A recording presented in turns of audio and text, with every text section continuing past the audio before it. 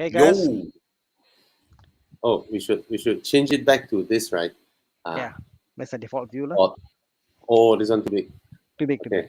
When you can't see that. Oh, nice background, Yeah, we just got back from Singapore. I see you're really gung ho lah. Like, sorry I couldn't come. Hey, no Sad. problem. Uh, But you had a good drive, right? I saw pictures. yeah. Right? I basically had some. There's how to say Porsche group subgroup call me Thana, join us. It's okay lah. I went. So Now elite already. Only join Porsche people. no lah, people. I go there. I'm the most simplest Porsche there lah. But I make sure they remember my Porsche on every curve. Yesterday, the drive back, I took 8 hours. Well, I you know what? If I given an option to pick, like my wife and I used to do is think why we go up to the North highway, and we say go north or go south. My heart always say go north because going south to JB is just this long stretch, and it's hard. But you know what's interesting? When we go north, right? Mm. So we start driving north. Almost around Ipoh there, we will start experiencing a higher percentage of road hoggers who don't move as you approach from behind. And then you look at the number plate. Aha. I mean, this round driving down south, right, I really noticed that I don't experience this as much. Like you come from far, the car in front will immediately move. Straight road all the way. What do you expect? So yeah, our Penang friends are unique in that sense. But also like in the defense of not people, like I'm also from north, the defense of people north is that there's a lot more bottlenecks going up north. Like you go la construction la, one lane la, single lane, like 2 lane, 4 lane. Yeah, so it's not really this thing la. But yeah, you guys had a fantastic drive. We have Hasbullah here. Hasbullah joined you guys from KL to back to JB. Yeah, man.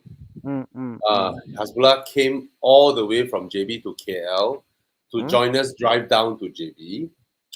And then after that, he drove back up to KL, did a talk with Adrian Mark together, and then back to JB again. Baller, man. Epic.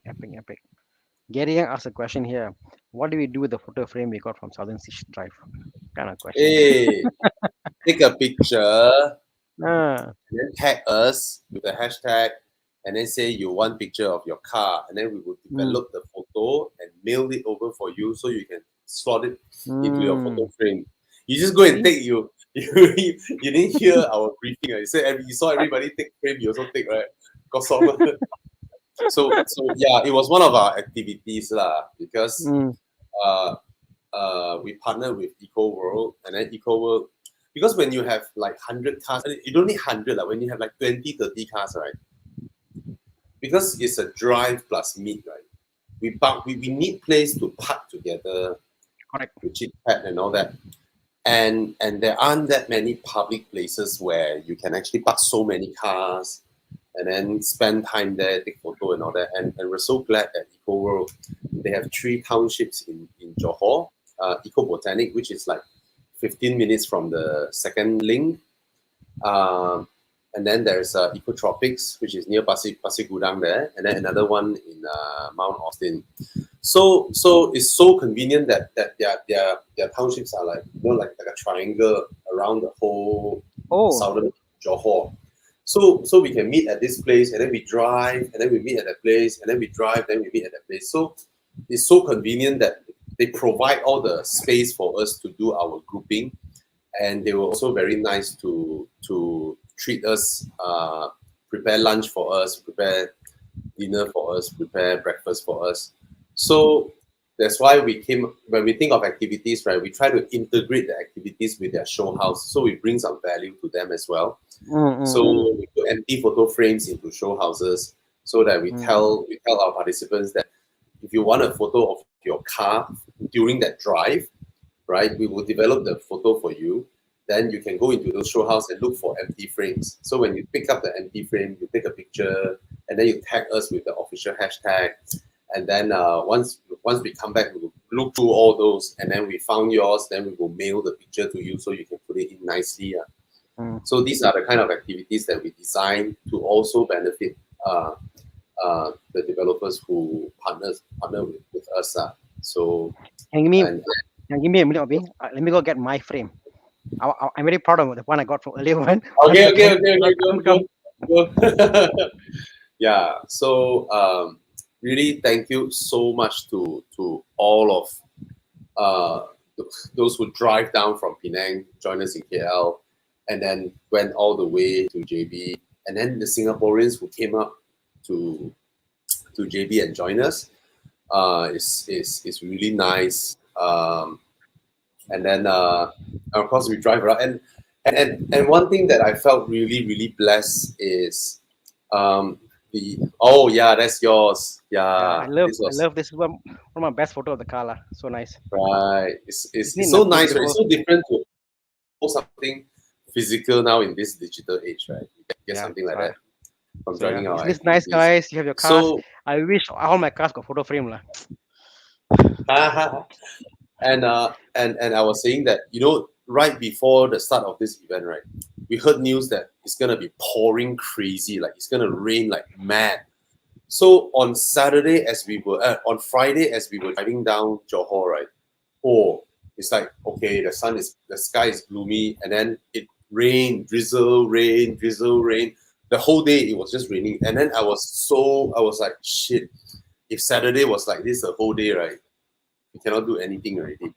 And then Saturday whole day it was bright and sunny.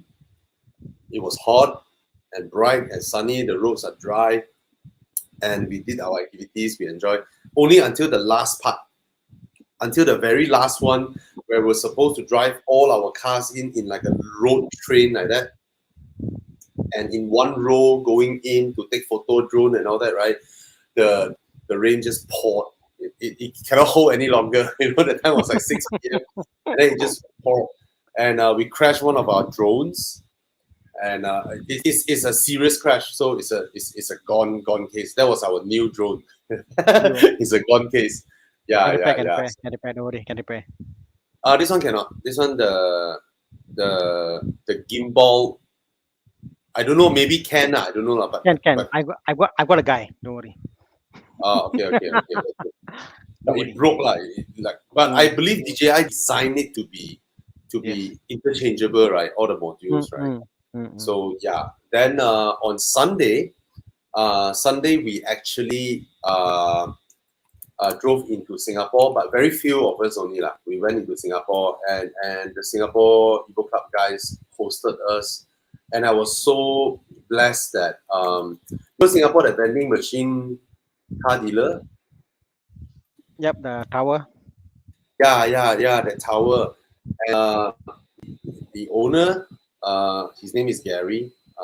He also joined us. He joined us Genting Drive before.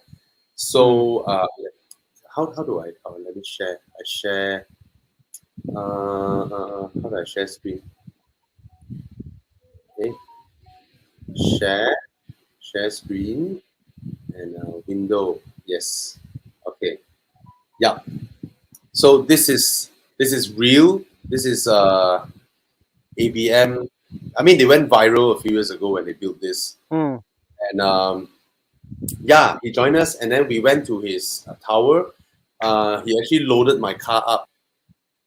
I was sitting in my car, so it was such an amazing experience. By the time we were running short on time already lah. So that's the you see during so what is this actually, Bobby? This is like a dealership, is it? So the story is like this. He wanted to build his dealership, but then the plot of land is too small, and he was like having trouble trying to think, like, because his contractor is like, you buy up your neighbor lah, then you can build like a dealer that can hold this many cars. Then he was with his son at a toy store, and then his son was like looking at Tomikas and all that, and then he saw those toy cars stack up like that, right? Then he was struck an idea lah. So he was like, okay, this is how I'm gonna build it. He told his contractor like, you crazy, but eventually they did it. These 2 towers like that, right? This small plot of land. Can you see the car down there? You see? Oh. That's how big the land is. It's actually quite small. But he holds 60 cars. 60. So it's 15 story. Each row can put like 4 cars. So and he designed a system like a UI interface, right? Like a vending machine. So when you go there for test drive, right, you're looking through the vending machine like the touch screen like that, right? You say, oh yeah, I want to test drive this one, and then the machine, the conveyor will bring the car down. And you know what's amazing? When he was doing it, right, we were shocked how fast the thing moved. When it comes down, right, it comes down like this one, like that. It's not like no, it's not. It's like it surprises you, and the way it comes down like that. And then it was quiet, absolute quiet. And then the first thing that popped up in my mind is, and then I asked him, wow, this whole system is so quiet. Is it from Germany? Then he was like, yeah, that's interesting. He said when they were looking around, right, the systems from Japan and Korea were too noisy. And then they found this company in China. So it was like absolute quiet, the system. Anyway, it was such a humbling experience to look at this tower and all that. And then after that, he built another one. He built another tower near the city center. And this tower was used by Sony PlayStation to do the global launch for the Gran Turismo 7 game. Epic, right? Epic. You see this tower, right? It's only 10 story. 10 story, 10 cars, but taller than that. But the plot of land, right, that is set on, right, is 1,400 square feet. Like a house. So small, that piece of land. Yeah. Then I asked him, my God, what about your piling? Yeah. That one, how come that one play one? Who play one? HP, Oh, yeah. It's damn impressive. When it come down, it's like absolute silent one, when it comes down. Wow, look at the screen behind. Yes. We were watching the video of the car, and then we never expected this car to suddenly come down like that. It wowed all of us. We were watching this, and then we don't know what will happen next one. We were watching, and then suddenly the car come down. Wow, epic, man. Yeah, like that. It caught me totally by surprise. We were watching the video. We were mesmerized by its beauty, and then suddenly the car just came down in front of us. Whoa! I tell you, everybody's jaw just dropped. And it's so amazing. Anyway, he told me that the piling, right, is 30 meters. Wow. The foundation, is 30 meters. Because it's a smaller footprint. Yeah. Yeah. So that's me going up there. I mean the car. So I was like, it's like I'm so amazed that wow, the owner of this is actually World Cup member, came and joined us whole day. And then even drove up to KL and joined for Genting Drive. I'm just so humble. Yeah. So that was an amazing experience. Awesome. And then the whole group of us were walking on Alexander Road, right? The whole group like just suddenly walked into Maserati showroom, and then all of them were looking at us, right? And then we were like, "Where's the MC20?" And then yeah, like it's downstairs in the basement, but sorry, we're currently doing a handover, a delivery for customer. Then we look at all customer there, red ribbon all there. Okay, sorry, we don't catch out. Then that whole group of us go out. And we just walk in. Then I walk into Alfa Romeo, and then it's like, then the guy also stand up. I was like, "Where's the GTA M?" The uncle, you book for appointment? No. We came from Malaysia. We just want to see the car. Oh, okay, come. Bring us to the back to look at the GTA M. So it was so nice. We just walked straight in. But then unfortunately, the Bugatti showroom is like, sorry. First of all, the person is not here. Secondly, that place is a bonded place, and third, that car belongs to someone. Then I was like, JP Chin leh. Malaysian ma. No lah.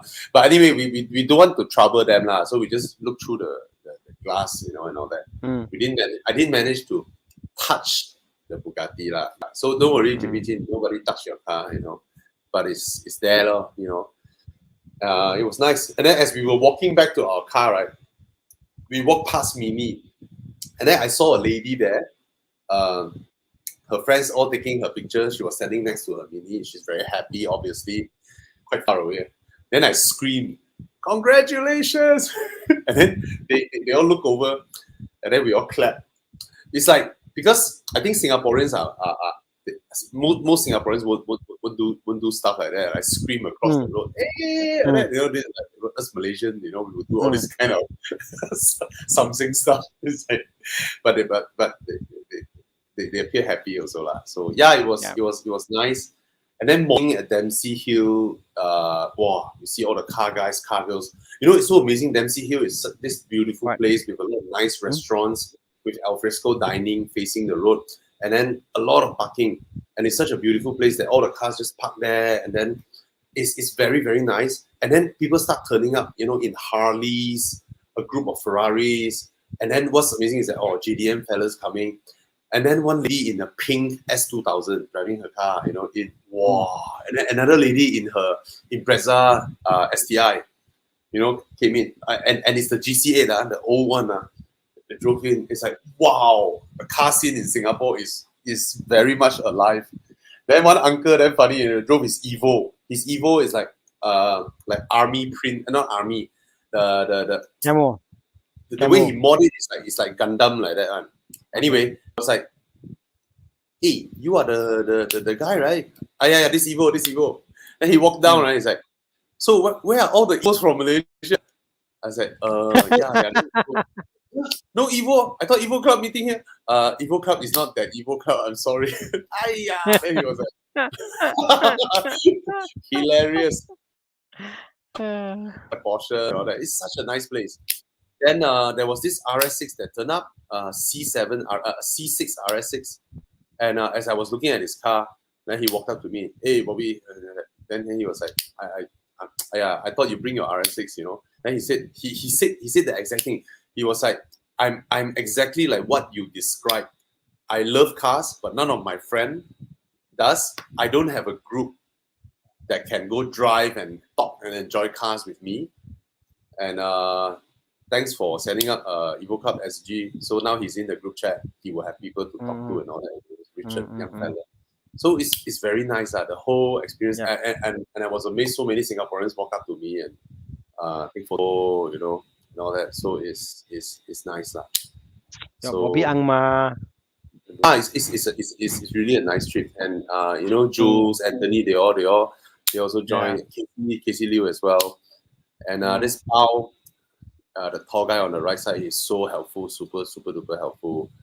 And they hosted us the whole day, very nice. Such a nice place, visiting Dempsey Hill. I definitely want to go back again, Yeah, that's a Renault, that's like a Renault group, with the old R26 Ghana RS. It's really nice. Lexus Gsf. Crazy, man. I tell you, the cars in Singapore is crazy. It's crazy. How you just think about how difficult. Oh yeah, I bumped into Lionel. He's a motoring media from Singapore.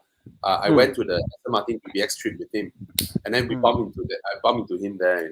So nice. Yeah. So yeah, man, Singapore, nice. I wish KL got such a place. DB11 Yeah, restaurants there, the food is good and all that. So yep, that was our Southern Siege drive, and lovely. All right. So sorry guys, sorry for the long chat, but while we wait for more people to come in, for those who can't go, we gotta glimpse into it. But yeah, but I wonder how cars there are so expensive, but yet they overcome the cost and they really want it, and I guess they go for quality lah. I guess it's a question of quantity over quality lah.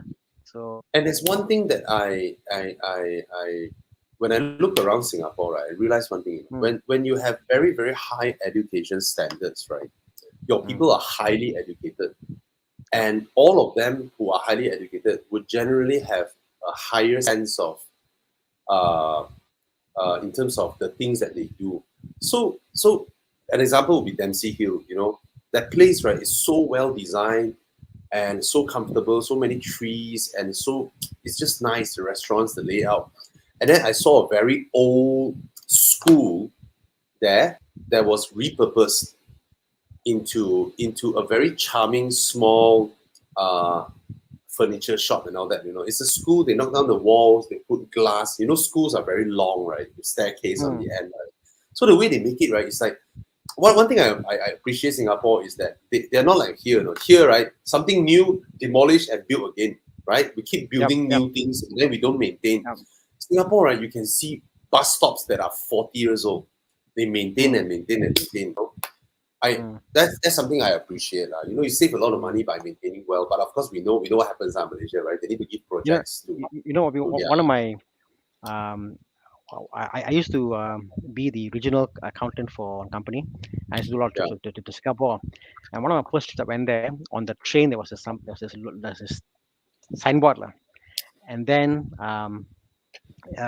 it was a man. You know how you have the picture of the person evolving from a primate to a person walking upright, and then there was this whole thing, evolution, like a small kid growing up in the army, and then like a executive, whatever, and it says, um, be a Singaporean, be the best you can be. You know, and honestly, at the moment in time, I'm being Malaysian, being Indian, it struck me, and this is like Merdeka month, you know, that there is a lot of sense of, if you are Singaporean, they want you to be the best you can be. Go and study hard, go and work hard, you know. So I do appreciate Singaporeans for that, you know. Malaysians have it. Malaysians have it very easy. Our life a very easy life. I think in an open way, we take it for granted, and I think Singaporeans will work hard for that. I salute my Singaporean brothers and sisters, you know.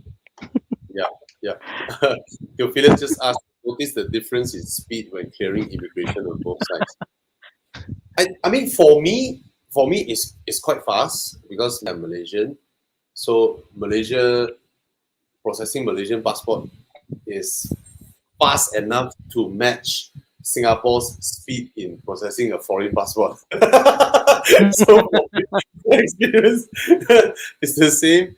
And Jerome also was so nice. As I crossed the border into Singapore, after I crossed the immigration, he parked his Passat wagon right at the roadside, you know, wave at me and to guide me. And I was like, why do I need his guidance? Then I realized my Google Maps doesn't work anymore because apparently I don't know why the switching between roaming and all that. You know, I need to restart it and all that. Lawrence, finally I heard something good about Singapore from Bobby. I mean, for those of you who know, I mean, half of my family is from Singapore. But for me, of course, I love Malaysia for its I don't know how to put it. It's a bit what do you call it? Unhinged. We are a bit outback lah, put this way lah. A bit, yeah. A bit outback, cowboy, you know, compared to like you won't see Singaporeans walking across the road, seeing someone collecting cars and screaming across the road, "Congratulations!" No, you won't see that. Singaporeans are more like, you know, it's my own space. I actually do that. When I see somebody in a cafe, whatever, who's a bit down, whatever, I will say, "Hey, you look good today," whatever, and I do that. And my wife will say, like, "Why you do that?" No, and I will do that. They will smile and they're like, "I see, I brought a smile to her face." I do that on a regular basis. But I don't dare do it in Singapore. I fear I might get someone or whatever, like you're harassing her, you know. I have the fear a bit. I think you should look at Singapore, the whole country, as you see, every country, right? When you go to downtown city, like the city, the busiest area, right? Everybody is more isolated, even though it's more jam-packed. People are more into their own, right? So you have to look at this country as a mega CBD. That's how you can understand their psychic, I guess. Correct. But I agree. to each his own. I think we cannot generalize like that, right? Yes, Every correct. country. Yeah, Yeah. I would love to. I love Singapore in a lot of ways. Can we go to questions, Bobby? I think people are waiting for us to answer questions. Yeah, And a lot of a lot. questions. A lot of questions. Tyron Uh, Alexis says, should he consider the Supra 2.0 Recon, which is the B40 engine from BMW, or wait for the GR86? Interesting, right? I mean, Because the price have dropped. for me, of course, I'll say you wait for it to come. Then it's easier judgment, because the Recon Supra, one sold, another one will come in anyway. Right? Correct. There's no rush. There's no rush, right? My heart leans towards the GR86, the new one. It's something new, something exciting, something different. You get to be the first person using it. Why not, bro? To me, it's not as easy as a Supra. Supra 3.0, yes, 2.0. They look the same, don't they? Look the same. Yeah, the same. Hey, 2 liter also not weak. Hey, the B40 engine is very nice, very nice. Yeah, it's Apparently, not a someone was telling me that 2.0 actually handles better than 3.0 in a lot of ways because it's lighter front end. Oh, I was yeah, told. yeah, I was yeah. told.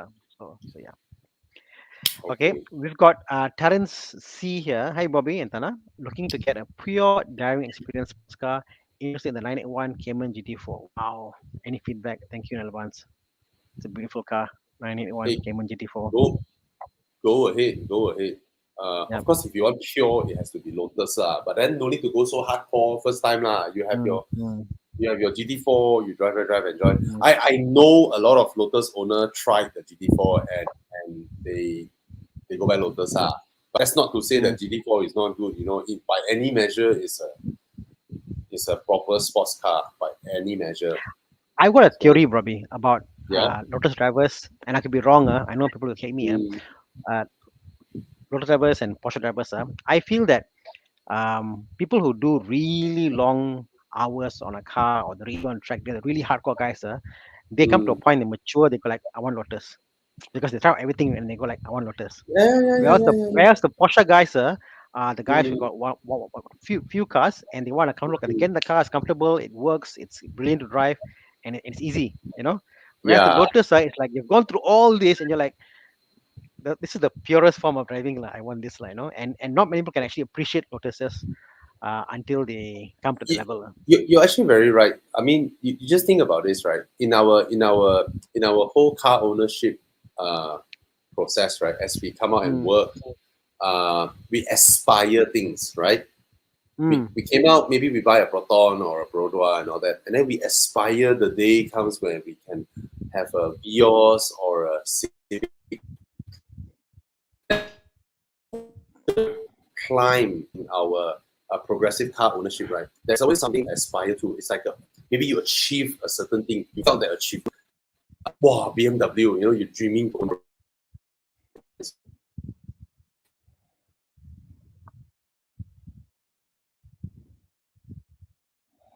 Okay. I'm not sure if you lost Bobby or lost me.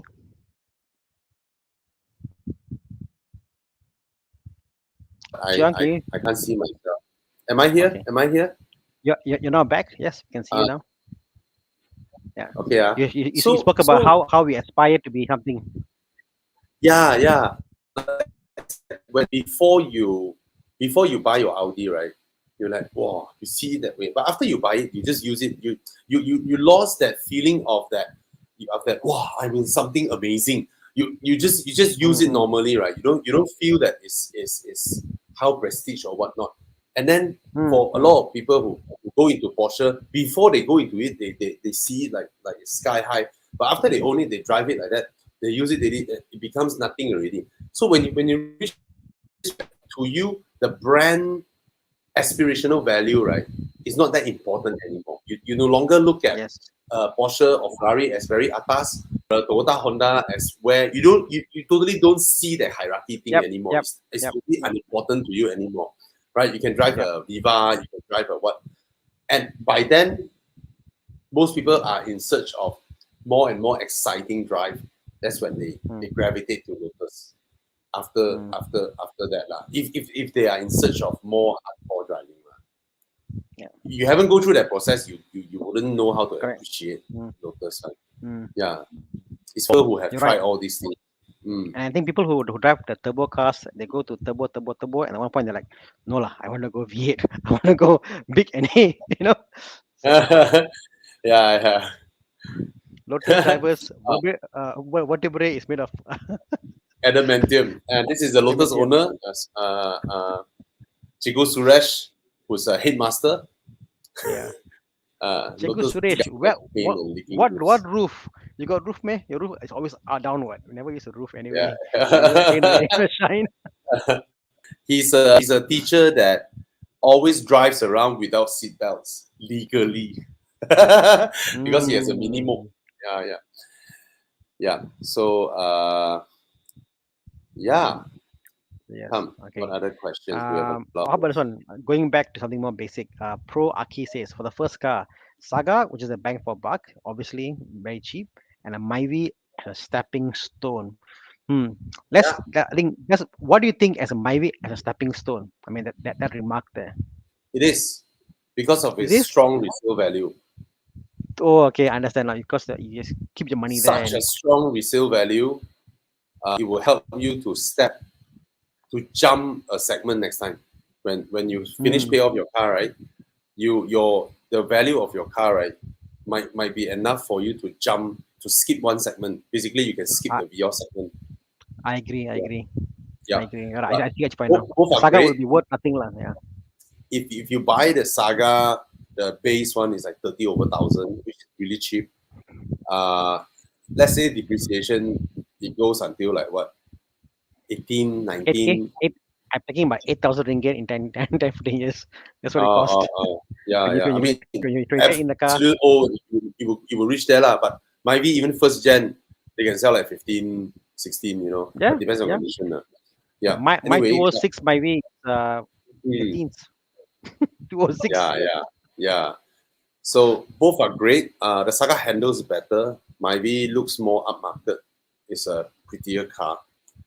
Saga is crazy well built. We were amazed by it. All right. Mm.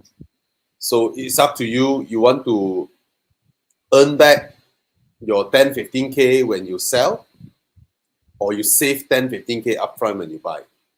Right.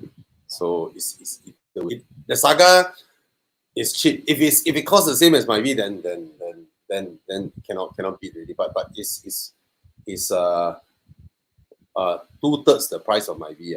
It's pretty cheap. It's like 30% cheaper. All right. So, yep. What else? Okay. Come. How about this one? This is a big comparison. Arteon versus the current 5 series. So obviously one is Wow. 317, the E versus the 370 on the 5 series, and the Arteon obviously is just 100,000 cheaper lah. Yeah.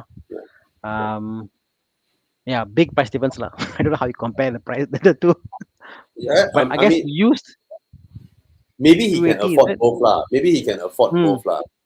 The thing is, yes, the Arteon is very competitive when you pitch it against the 3 series and C class, right? It is super competitive.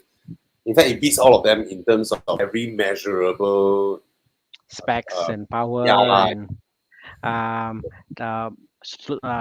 the the design, the frameless yeah, windows, the yeah, seating capacity, the yeah. space. But Yeah, when no, you you're pitch right. it against a 5 series and E class segment, right? That two segments Yeah. main strength is ride quality, man. So Mm-mm. when you pitch against that two, right, then you will immediately notice the difference already. Because this one is a smaller segment, it's more dynamic, a bit more lively to drive and all that. But when you go one segment up to the 5 and E class, right, it's about the way it rides, the way and in that sense, the Arteon is comfortable, by all means it's comfortable, but the rear seats are not sculpted the same way a 5 Mm, series is. mm. It's different. I So feel that the 5 series is so much higher in class. Like if a guy wants to buy a 7 series and they're like, no, I prefer more of a driving feel to the car, they might yeah, consider a 5 series. You know what I mean? Exactly. Is that level? Owners of 7 Series will buy a 5 Series Exactly. because they find they want a more driver feel. Exactly. So The 5 series crazy. is not a larger 3 series. It is a No, smaller it's not. 7 series. Mm, Right? The 5 series is a smaller 7 series in that sense. All right. yeah. So So in fact, the 7 series is related to the 5 series anyway. mm, Yeah. correct. Mm. Okay. How about this one from Sam Teo? He asked, "Hi guys, want a cheap, fun manual car? Thought of a new Axia E-Spec Kosong for 25K, loan preferred." So I don't know about you, Why lah. not? Why cheap manual car? And then he goes Axia E-Spec. I don't know, Bobby. 25K. What Oh. what is the fun thing about manual? I mean, let's just define this. Like people say, "Oh, manual is fun," but what do you find? For me, manual fun thing is that the gear shift must be engaging and nice to engage the gears. For me, it must be I must be able to like the clutch would have enough grip. It pulls back and you can play around with it. That is the fun thing about manual. The moment it becomes like a more like a it feels very automatic, very easy manual to drive. I have no fun driving a manual. Yeah, that's just my take, lah. You know. Uh, And this one Axia force in that. It almost feels like automatic. It is so easy to drive the manual. That manual feels like automatic when you drive it. It's so easy to drive. your one is sports car kind of, Yeah, but that's the like. idea, right? Fun, cheap, and fun. But obviously he's a young guy, and then Uh, so he, I mean, if he's buying loan, then go for it, lor. I mean, I never knew Accent can be that cheap to buy. I I didn't know. never So knew. what's the price Yeah, again? never knew. It can go to twenty five Axia, thousand. the Yeah, lowest spec. I Let's just see. came back from Yeah, Singapore. This is like low, 8K Sing dollar. lowest spec is 25,300. For the Walao. manual 1.0. Yeah. The Wow, advanced, wow, seriously. crazy. The advanced automatic is 45,300. Are you Hey, kidding me? but Sam, it's so kosong, 20K. right? It is so kosong, right? You should look at the manual Saga instead. The Saga Mm, handles way better than the Axia. The Axia, I mean, put it this way, a car's handling is actually way more important than the number of airbags. You yeah. know, a car that handles itself well, you will always be in control, whether you sometimes you skid or whatnot, right? So Mm, to me, mm, the Saga mm, feels way yeah. better lah. But I know it's Mm, 10,000 more. mm. So, but down payment is 1,000 more, and then in terms of installment, Nothing negligible much left. differences lah. To be Yeah. honest, so I would recommend you to go with the Saga manual lah. Right, it's a much better handling car compared to the Axia. Yeah. I'll feel safer in a Saga lah, also. Oh, the Saga can go 160, 170 safely on the highway, even Correct. high Yeah. speed bands and all that. Right, it can do that Yeah. safely. I Yeah. cannot count the number of Axias on the highway, suddenly the car, short Mm, wheelbase, lost control and all that. mm. Dangerous. This is Okay. an interesting one. Moving on, we talked about the Arteon earlier.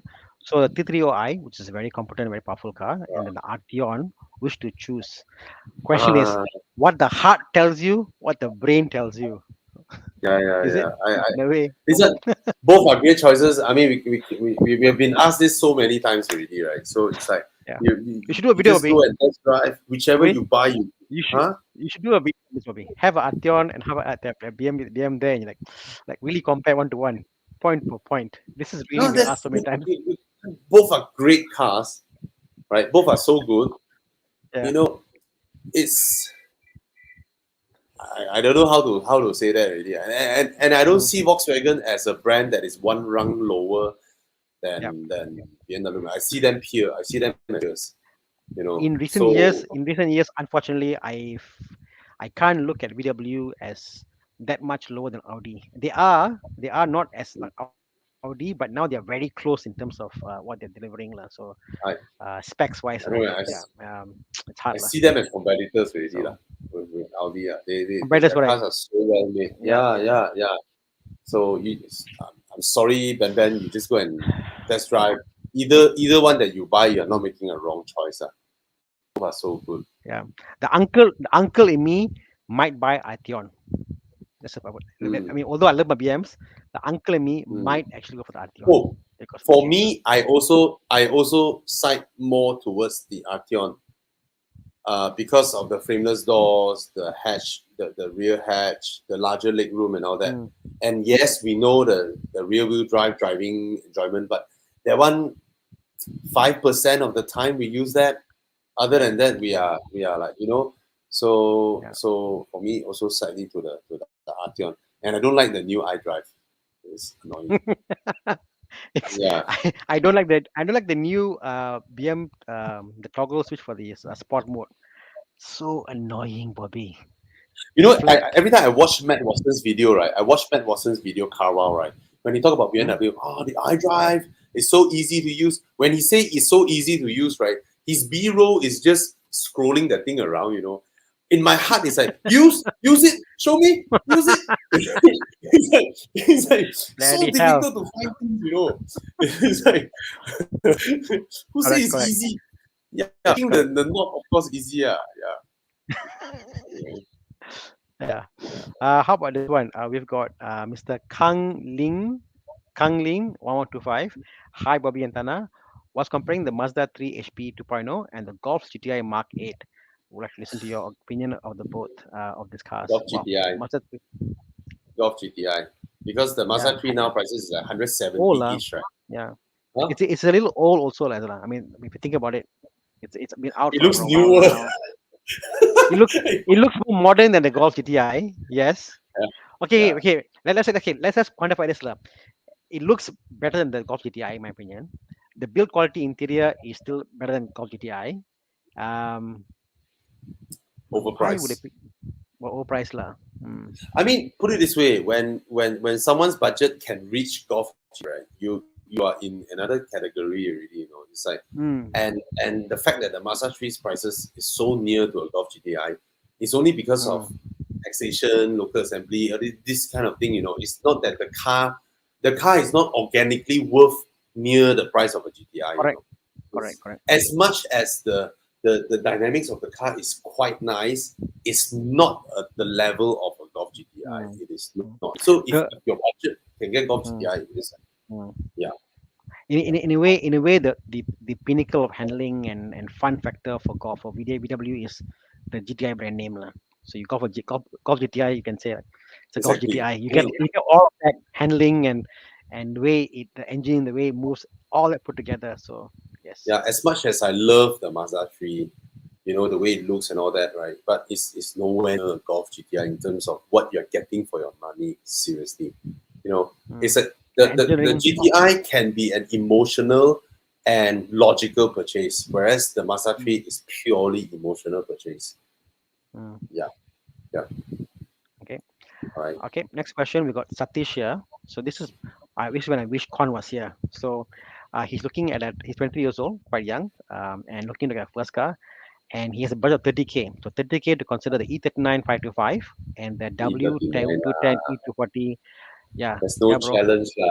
There's no challenge. Personally, I'm happy he's looking at the E39 and at his age. But yeah, E39 drives so well. I'm now driving around a 528 Bobby, the older generation. E39, so nice, Bobby. It's so beautiful. It's crazy. I love it. I thought you bought an E90 that day, so you also bought an E39. So what I'm doing now is I'm buying these cars, I'm restoring them, and the cars are being sold. So that's part of the. Okay. So instead of me buying cars, I'm buying cars and restoring them, and they're being sold. So yeah. So the E39 came through. We restored the interior. We restored the exterior. So now Horizon team. Hello. Sorry. My connection. Yeah. You say what now? My connection slowed down. And you said now Horizon team. No. Connection problem. No, I can hear you. We're good. Can you hear me, Anna? Yes, 1, we can. 2, 3. Yes, we can hear you, Bobby. All good. Can we do the 3, 2, 1 thing? Oh, okay. Just to sync up. 3, 2, 1, 5. Okay. Can you hear me? 3, 2, 1, clap. 2, 1. Wow, lag.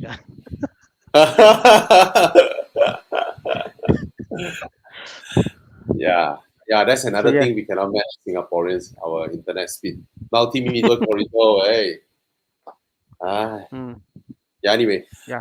E39. I mean, I've seen the and as nice as it is, right? It is not E39 level. Oh, not E39 level. E39 is really. I think every Continental car owner, right, current Continental car owner, right, must sit in cons E39 for once. Slow speed traffic, high speed. You then you understand why German cars were so famous back then for their why people love German cars last time. Now it's mainly they're selling because of the brand and all that, the Bo and all that. But none of the current generation ones provide that kind of ride, that a E39 or a W124, that can give you, is the heft word that I always mention Yep. is Yep. there. And even opening the door, right? The door handle feel when you close it, how Mm. the door clicks in. Wow, Mm. all this is it is something. The E39 is something. Yep. Yeah, F10 feels like a Camry next to it. As nice as the F10 is, I, you I, open the I, door, I, you close the door, you swing the thing. yeah, yeah. It feels more mass produced compared to the E39. Yes, yes, yes, E39. yes. Yeah. The Mm. E39 feels like it's milled from a block. That kind of Yes. feeling. Yeah, it has that feeling. Very nice, Very very hard to nice find feeling. a proper one, but when you find it, buy it. Can't go wrong. Yeah, yeah, yeah, yeah, yeah. Aibul Adam says, "Hey guys, good evening. I'm a foreigner working in KL. So I assume it's a cash purchase. Wants to buy a W222 S400H, the hybrid S class. To a 4015. Your advice, Bobby. I watched one of your videos about the hybrid battery. Please advise." Yeah. Mm, So I think lah. You buy a mm, hybrid. I mean, the reason you're looking at the S class because it's damn cheap, right? It's like dirt cheap, yeah. even though it's like 7 years old. I wonder what's the price, I wonder how much price difference than the other, like the normal non-hybrid. And yeah, they sold a lot of those, lah. I wonder how much is it? Okay, it's like 140 grand. Oh my god, it's this generation. Oh, Wow, yeah, cheap, huh? yeah. My God. Not deny, right? The price. Oh my It's like God. It's a bargain, lah, if you think about it, 150K. So like, I don't know what to say. Yeah, man. Don't know what to say, right? Mm, the price, lah. 2000. The price, lah. Yeah, Can't beat the price, lah. and that interior, right? That interior Mm, is definitely. lovely. I don't think I can find something that is. Not for the price, lah. Even if you Huh? talk about 7 series, it doesn't look, I mean, not at 100. Oh, yeah, they are actually at 190, yeah? Close, Yeah, lah. it's more expensive. It's 50K more, Mm, the 7 yeah. Series. So 50K for a hybrid battery. Yeah. I mean, how, Tana? It's luck, right? Hybrid is Okay, luck. put it saying. I I don't like Mercedes hybrid systems, lah, because Yeah. I find BMW have done the whole modular batteries for hybrids, so each battery can be changed out easily. From what I hear, Mercedes doesn't have that. One win for the BMW. BMW also is more invested in hybrids opposed to Mercedes in Malaysia in terms of the drivetrain. So again, point for BMW. So if I was forced to buy a hybrid again, unfortunately, I'll still pick a BMW. Lah, you know. I think about as nice as this Mercedes is, it's very nice. Wow, I really, it's very very nice. so nice. So to a lot of people, the 7 Series interior isn't as pretty, right? Mm, But I think if you can squeeze 40,000 more out of your budget, then then it removes your worry on the hybrid part. You don't have to think or worry about the hybrid, the electrical circuits. You don't have to worry about all that. And then you spend 40K more, you go into a 7 Series. In fact, the 7 Series to me, I find that it rides better, it drives better. It's just a better car. It's though not as pretty or as majestic as this generation S-Class, the way it looks, right? Yeah. So if you're worried about a hybrid, I mean, if you're ready to buy the bullet, like I just want an S-Class. It's really something so amazing. And if you're lucky, your hybrid doesn't kacau you, no problems turn up. Then you got yourself a very nice car for 150K. But there's no guarantee. That's the problem. And when it screws you up, you will easily use up that 40,000-50,000 very quickly. Yeah. I understand why you consider it because it's just so nice at this price. Yep. He says his budget was actually 180,000 lah. So. Then so a bit more can lah. Yeah, the 7. When you look at the 7 Series, it just doesn't carry that look, that majestic look that the S-Class has. And then you go inside the interior, the S-Class interior is like, wow, out of this world. Compared to the 7 Series, it's like, is that a larger 3 Series or what, I feel I'm but actually I'm the more. material. Sorry? Correct. I feel more like a kid in a candy store in S-Class because like wow, a lot of lights, a lot of colors, a lot of buttons, more fancy and so. Yeah. Says the guy like 7 Series, okay, that's it lah. That's it. And I've already heard more than one from actual owners who bought the S-Class and say they get nausea sitting at the back of the S-Class, and then they change to 7 Series. There are a couple already. A couple of them who had the S-Class told me that, and then they went to the 7 Series. I got a friend of mine who does a shock and suspension, and apparently the E-Class hybrid, when they bought it, they found that the rear passenger also was complaining because the battery and the weight and the way it goes wasn't comfortable. Yeah. A lot of them went for full suspension makeover and stuff lah. So yeah. So I mean, that's for your consideration. Look at the interior, cannot fight. You look at the design of this interior. There's just no comparison. Yeah. Okay. Make both cars kiss. Yes, moving the cars around earlier. So make it kiss. Okay. What's this question? I saw a CLS at the Southern Fish that day. Didn't manage to catch up with the owner though. So pretty and timeless. Oh, thank you, Kissity. So pretty and timeless. Wonder why is it another rare and not a default recommendation for you buy guys, or why not a CLS? We suggested the CLS quite a few times. For its price, it's damn worth buying. 100-ish thousand. It's just that during that time, Mercedes engine strategy was a bit screwed up. The CLS, the smallest engine you can get is a 3.5 CGI. It was only a few years later where they had the CLS 400. So if you look at the CLS 350 versus the 400, right, used car prices are huge difference for what it is. So that's the problem. The old, not this CLS, which means the previous gen, one gen before this, the gen that is everybody say the nicest. Yeah. This one. It's really nice. Right. So yeah, it's a very nice car. It's pretty. And for its price, I'll get this over F10 now. This CLS. Very nice. Very beautiful car. But it's based on the W212. So yeah. Okay. You don't get the 1.8. Sorry. Yeah. No, it's okay. Yeah. Go for the big engine. Yeah.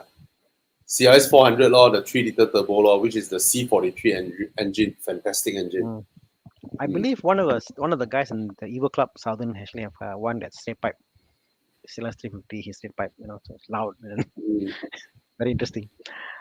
Question here from Julian Cow. Bobby and Thana, your thoughts on the 2016-17 Audi A4 2.0 S line? Is it the first continental car? He wants something that looks good, drives well, and mostly still driving with enough power and handles well. What's the price point, I guess? That's the biggest question in Malaysia. The B9A4.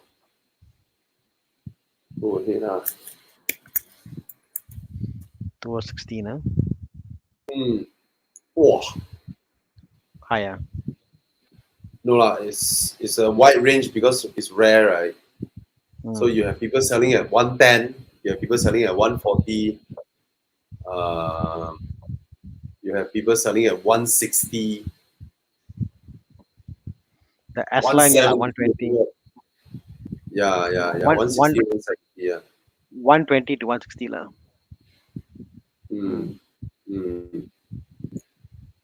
Um, to be honest, sometimes cars that are rarer, right?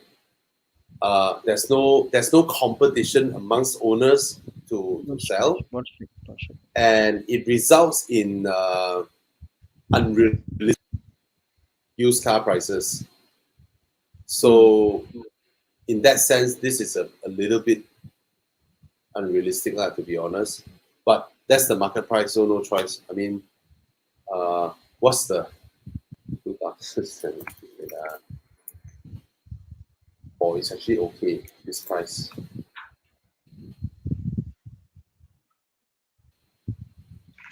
Okay lah, 160, 170. Yeah. We're so used to F33 series prices. Yeah, we must just I was thinking about that in comparison to how F30 sits. But then again, F30 looks so old compared to this because it's so Yeah, common on the road. The A4 yeah, is not a common sight on the road, you know. So yeah, you're right. You're right. I see your point of view, Julian. Getting this yeah, over F30, yeah. something Okay very lah. unique. Okay, ma, that's good. Yeah, no problem. Good choice actually. Good choice. No problem. Yeah. Apa lagi? Any more questions you see, Bobby? You want to pick out? South Uh, Sean brings Chiang to MBS. Okay, apparently Sean has brought Chiang to sorry, what's that? Sean brings Chiang to MBS. Jujat Gelang. What they're doing there, I'm not really sure. Yeah lah. Okay. Anyway, highlight this one. Andy Hmm. Chu. He said he owns an S400. He said he has no problems with his car. And then he has friends who have, There we go. It's just for luck, months. I guess. I mean, it's like this one. I mean, everyone knows someone who of a certain brand, who have, so this is normal. I mean, I've had a Toyota in workshop waiting for like 4 months waiting for parts. Yep. But mine is a Toyota Crown lah. I mean, as I Yeah. said, like, I mean, as much as I say I'll buy a BMW, like a question here, well, Thana, how is your BMW? Someone asked the question here. Mine is still in BMW, getting it sorted. It's been 4 months Yeah. now, 4 months plus, like, it's Yeah. luck. I'm one of the one out of, because I'm in the group of the 330E, Yeah. and I'm the one out of 10,000 people who have bought the car, or I'm the one who can't Yeah. blame the car itself, like just luck. But I have to say this lah. You compare the 7 G-tronic gearbox with the 8-speed ZF. I'm very sure the 8-speed ZF is the indestructible one lah. But Mercedes makes their own transmission. Not many car makers have the capability to make their own transmission. BMW don't make their own transmission. Mercedes can. So yeah. Right. Wow, this is interesting. Yes. Arnie Tan says, thanks Bobby and friends for the advice of the Bentayga and Kalidan. Bought the Kalidan with the RR10 plate. Salute. Why you announce your plate? Exactly. But but now anybody sees the plate number, please share the picture on Evo Club. I want to see the car. No, yeah. Bro, are you Ani? Ani. Yeah. Hey, Anitan. Yeah. Okay. Anyway. Okay. A BM Merce question. Considering the C250, 216, second hand, 180, 190. It's a bit. It's a earlier. 216 is the one before, two before now, isn't it? Yeah, it's very high price. Oh, Very high price lah. Very old. Yeah, the prices are strong, man. The demand for C class is crazy lah. Because there are so many BMW F30 and back then when they throw prices and all that, right? So people now see C class as a luxury car, and then they see the series like they're everywhere, Yeah. There's a lot of desirability for C class, especially younger generations. the younger generations right now they see Mercedes as more chic and sporty, and they see BMW as the old man's car. Yeah, Wow. that's what all generation tells me now. Yeah, 50% more than a similar BMW. Crazy. yeah, yeah, yeah, yeah. But yeah lah. Same year, 330i would be around 160K. And this one, the resale is crazy. The resale value of the C class is crazy. So Mm, uh, if you ask whether it's worth, it's not because it has very strong resale, right? So if you already own it, you're like, worth it, this car, strong resale. If you haven't buy it, then you're buying at a much higher price than what it should be. But then that's the thing. This car is worth its price. I mean, people mm, the demand is just there. That's why the mm. price is so high. Yeah. So that year, So did they have a C200? yes, they do. They So do. the C200 in They comparison do. is, wow, What's that? 140K or so. Crazy. Yeah.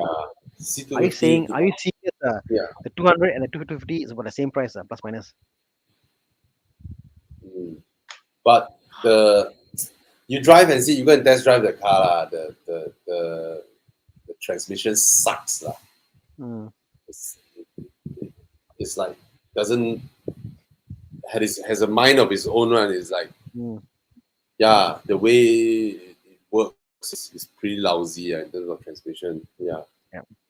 yeah, Okay. yeah. Okay. So moving on to something more opposite. About EV. When would be a good time to start buying EV? I've had that thought of mine lah. When should I buy an EV lah? I mean, eventually all will have an EV lah. Um, Yeah. for me, maybe it's like if your The lifestyle time. cannot, yeah, if your lifestyle cannot fit EV, don't buy. That's for me lah. I think Like Bobby, Bobby, we lost the boy for a while. Bobby will come back.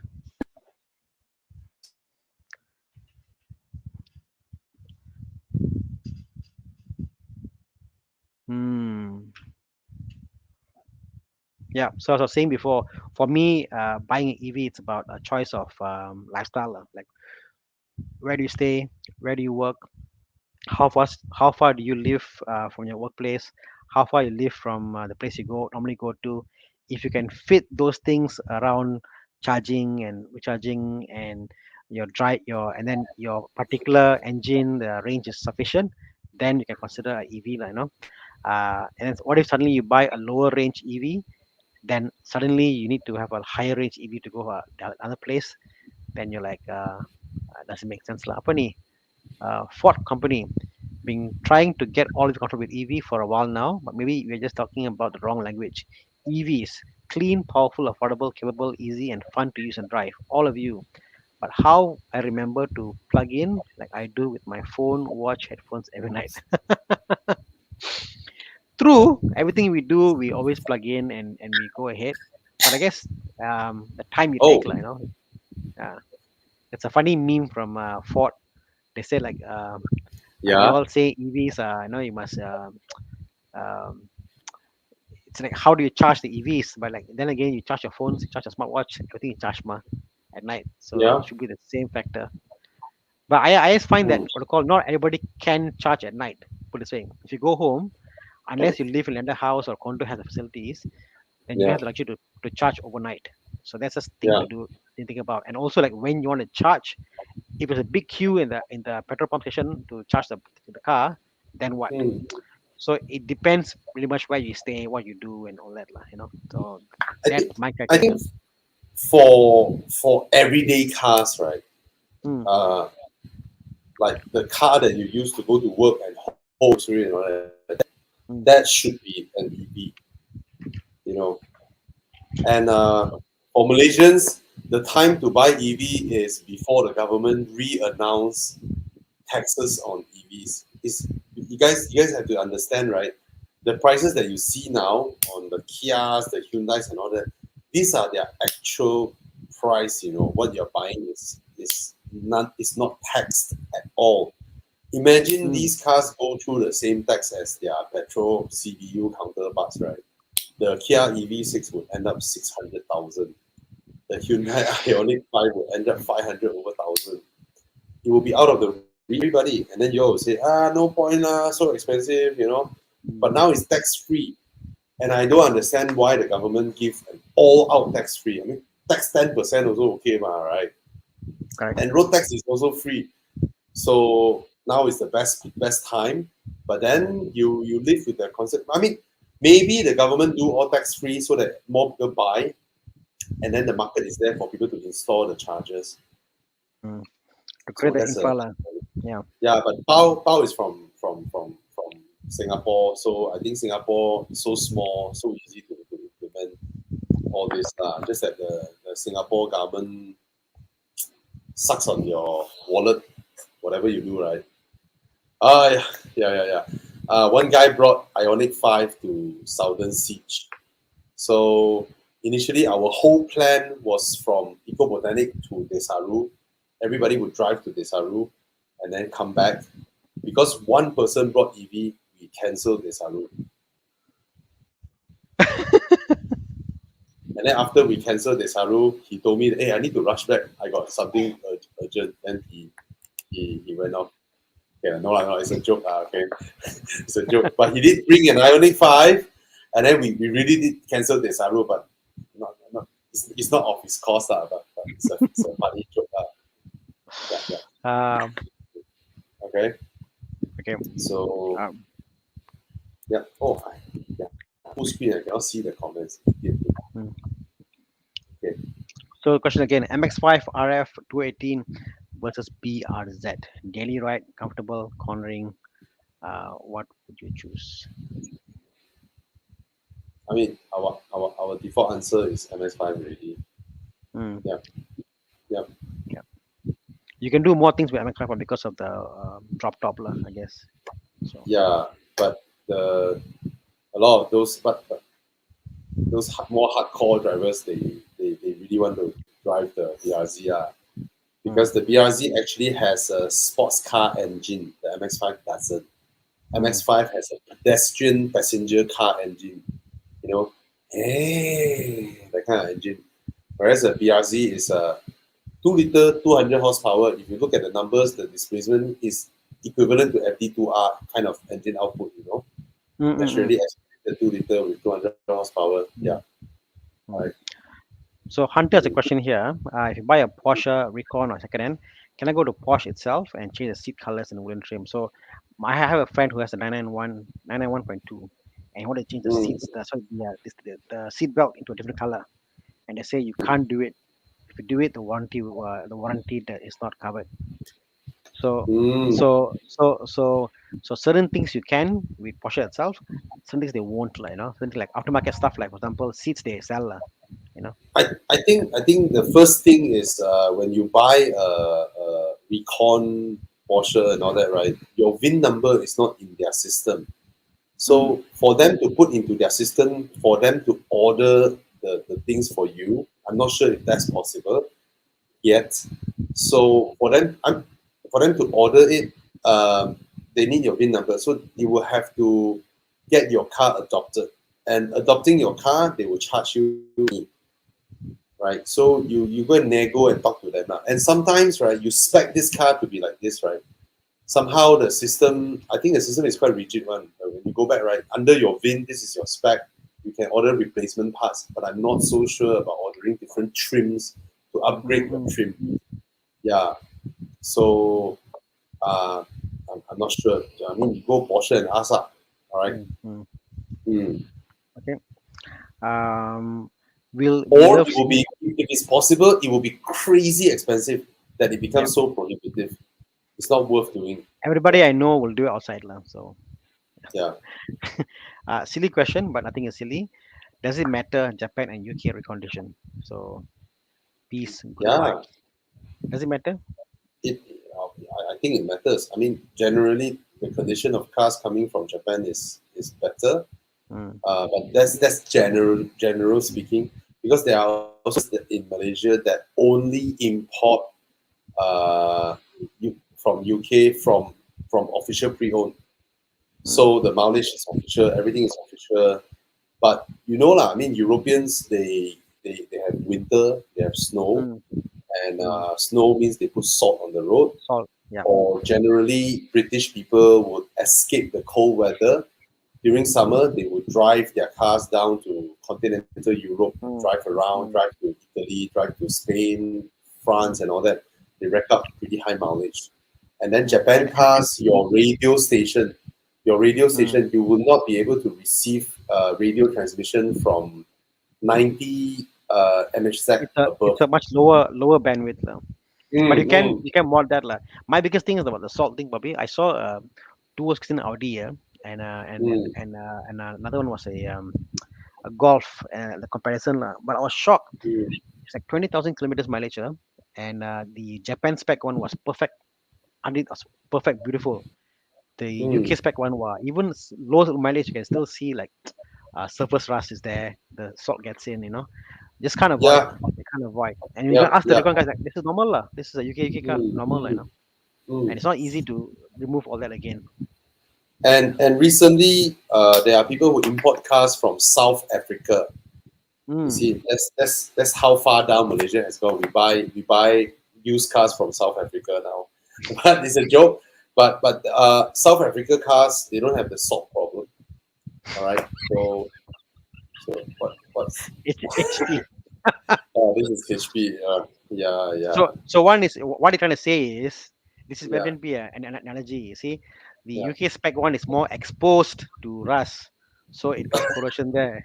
You see, Japan one is more closed up, so it's more well taken care for. Much more pristine, So that's why HP say by Japanese lah. That's the analogy. Okay, come. Next one. You know the Okay. radio thing is not that easy to mod. Thana. They say that Not really. what signal booster and all that shit. They got adapter. What I thought. I think it's that now it's an adapter. They help you scan and stuff. No? It's not that easy, especially integrated modules where your infotainment everything is integrated. It's even my Subaru back then from Japan.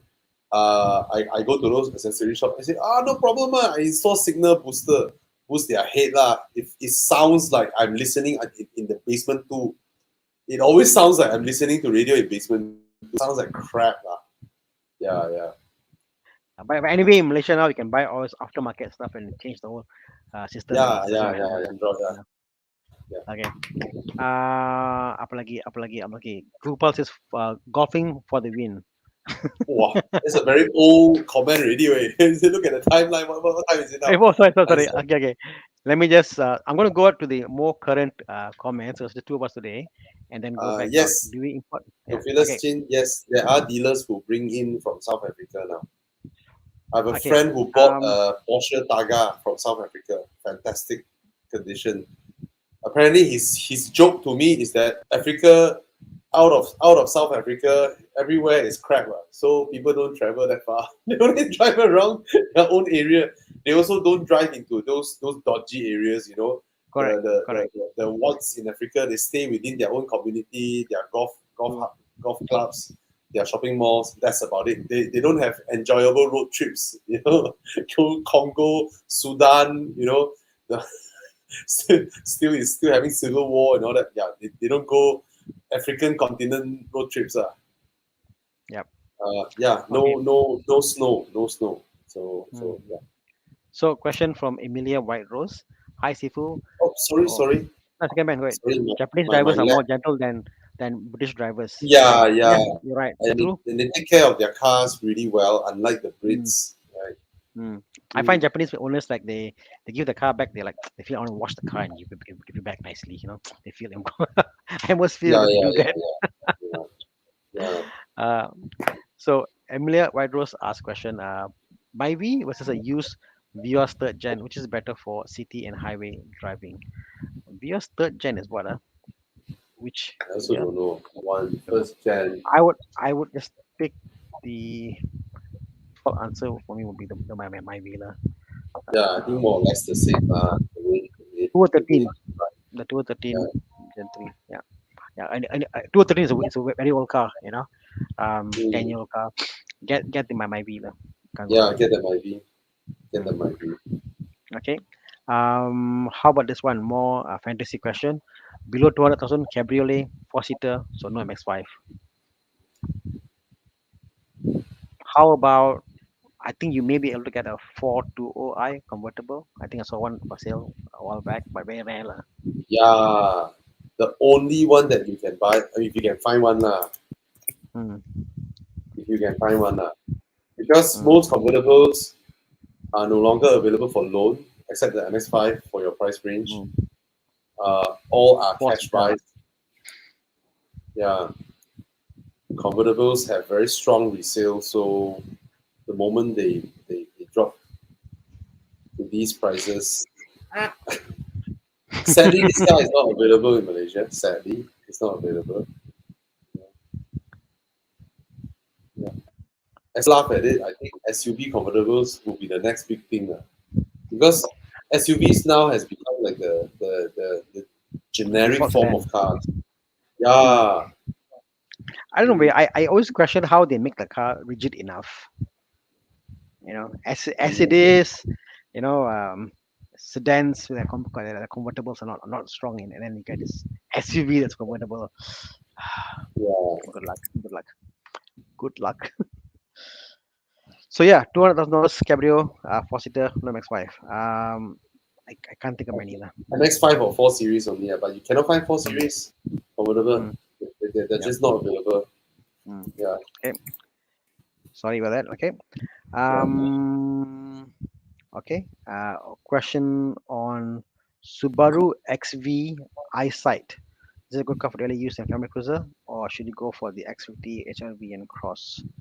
Very different price point lah, but even used, um, Yeah, the I don't XV see is any a good problem with the car. car It's a lah. good car. Nice. Yeah. Yeah, Nice yeah. car. But the new HRV is so good looking. So damn good looking. Mm. I can't wait to drive it lah. I can't wait for test car for that Yeah, HRV. it's very good looking. Very good looking. Mm. All Okay. right. Okay. How about this one? Yo guys, apparently car affordability is gross annual salary. Is it true? Car affordability is gross annual salary. When I buy a 100k used car, need to earn 120 per month. Do you agree with this? Oh, so his concept is saying that if let's say you earn half a million ringgit per year, then you should be able to buy a half million car. Yes and no lah. Loan, tenor, Yeah. going back and forth. I Some mean, of them have preference of investing in cars versus investing in houses. Yes. Yeah. yeah lah, different thing lah. You see so many people earning 4 5K use people earn 500K, right? It's like it's up to you lah. I mean, uh, I don't know. I mean, you are the finance guy, Thana. Yeah, as I said, I think it's different because the value of what a dollar brings is different to you and me. Okay. And also, like, for example, if you, let's say, buy if you say you're buying a Porsche 987 Boxster today for 170, whatever you're buying for, like, Mm, I would say mm, that is not to say money burnt, because the money you're putting in there unlikely is going to drop by 50% tomorrow or in a mm. year or in 2 years. So if the money doesn't Yeah. drop, what is the actual expense that actually goes out? It's not what, correct? Mm, So you cannot just simply say, oh, it's 500k is my affordability and stuff. It's where you put your money, either in a house or FD or a car. There's a lot of factors involved lah. So I would yeah. say no, it's not the case I, lah. I for me, I mean, it depends whether you're single or married with kids, right? If you're married with kids, Mm, right, earning 11K, you buy a 135K car, right? Your money payment is 1,500, almost 2K, 1,500 or 2K, around that range. That's a mm, lot. If all you're earning for your family, if all you're earning for your family is just 11K, right? mm, mm, You spend 1,500, 2,000 on a car is huge. If you mm, have a family, if you're single, by all means, man. If you're yep. single, yeah. If you're a family man, then that's a lot lah. I mean, if I were Mm, to think that, wow, 2 kids, house, and all that, your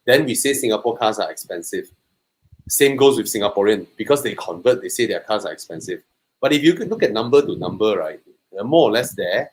But the same job that you earn 2K in Malaysia, you're earning 4K in Singapore, Sing dollar. When it 2K comes to ringgit, salary, right? corporate thing. Yes, 2K ringgit versus 4K Sing dollar. The same No kind lah. of job. No lah. Yes, bro, No lah. yes. Dishwasher is getting paid 3.5, 3.8. Their Yeah. their what do you call how do I say minimum You know, wage compare is higher. your No, higher yeah, level job, you know, minimum wage there is higher. Then I agree. Malaysia because bro. of high A population. teacher earns 5K, starting Yeah. 5K Sing dollar. Teacher, Correct. Teacher. The starting wage there is higher. I agree. But when you Ah. go up, it doesn't work that way like that. That go general up population. different thing. Your CFO level is different, right? Okay. Yeah. So in general, public wise, the numbers are basically just higher, lah. Yeah, lor. And they seem to be more acceptable to bolder tastes. Yes. compared to Malaysians. Yeah. It's a more mature, advanced market. You see bolder interior colors in Singapore, because somebody, a BMW product planner once told me, right, the white interiors, beige interiors, right, fly a lot easily in Singapore compared to Malaysia. Yeah. Have much higher acceptance. Yeah. Okay. Data tells me that 10% of Singaporeans own a vehicle. Apparently, there's what they call there is 532,000 private cars in Singapore in 2021. For a population of 5.86 million. So yeah, 10% of all Singaporeans own a car. That's very low. That's very One out of low 10. compared to Malaysia. Malaysia is one of the highest, you know. Really? One of the, if you look at per family capita, Malaysia is one of the highest in the world. Very high. Yeah. Wagons. Okay. Yep.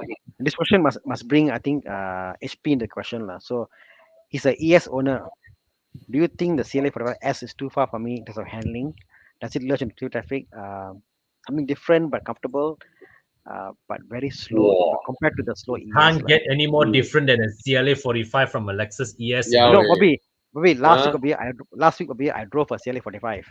Yeah. And I was reminded the first gen, like, wow, the sound it makes, how it moves, how it downshifts, Yes. you know. Oh my God, really aggressive car, man. But It is. to be honest, the way Mercedes improved the new CLA, right, it makes it daily drivable already. Yes, compared you're right, to the Bobby. previous CLS. The previous CLA is absolute crap shit way. The way it rides. But okay, the previous CLA is crap shit. CLA 45 it justifies it because you're buying a 45. Riding like that is perfectly okay. But the new CLA is comfortable. Yeah. It's totally usable. So as from ES, getting into a CLA 45S will make you feel very excited every day, you know. Yeah, it's like sorry, I'm about to say something rude, then I decided not to say.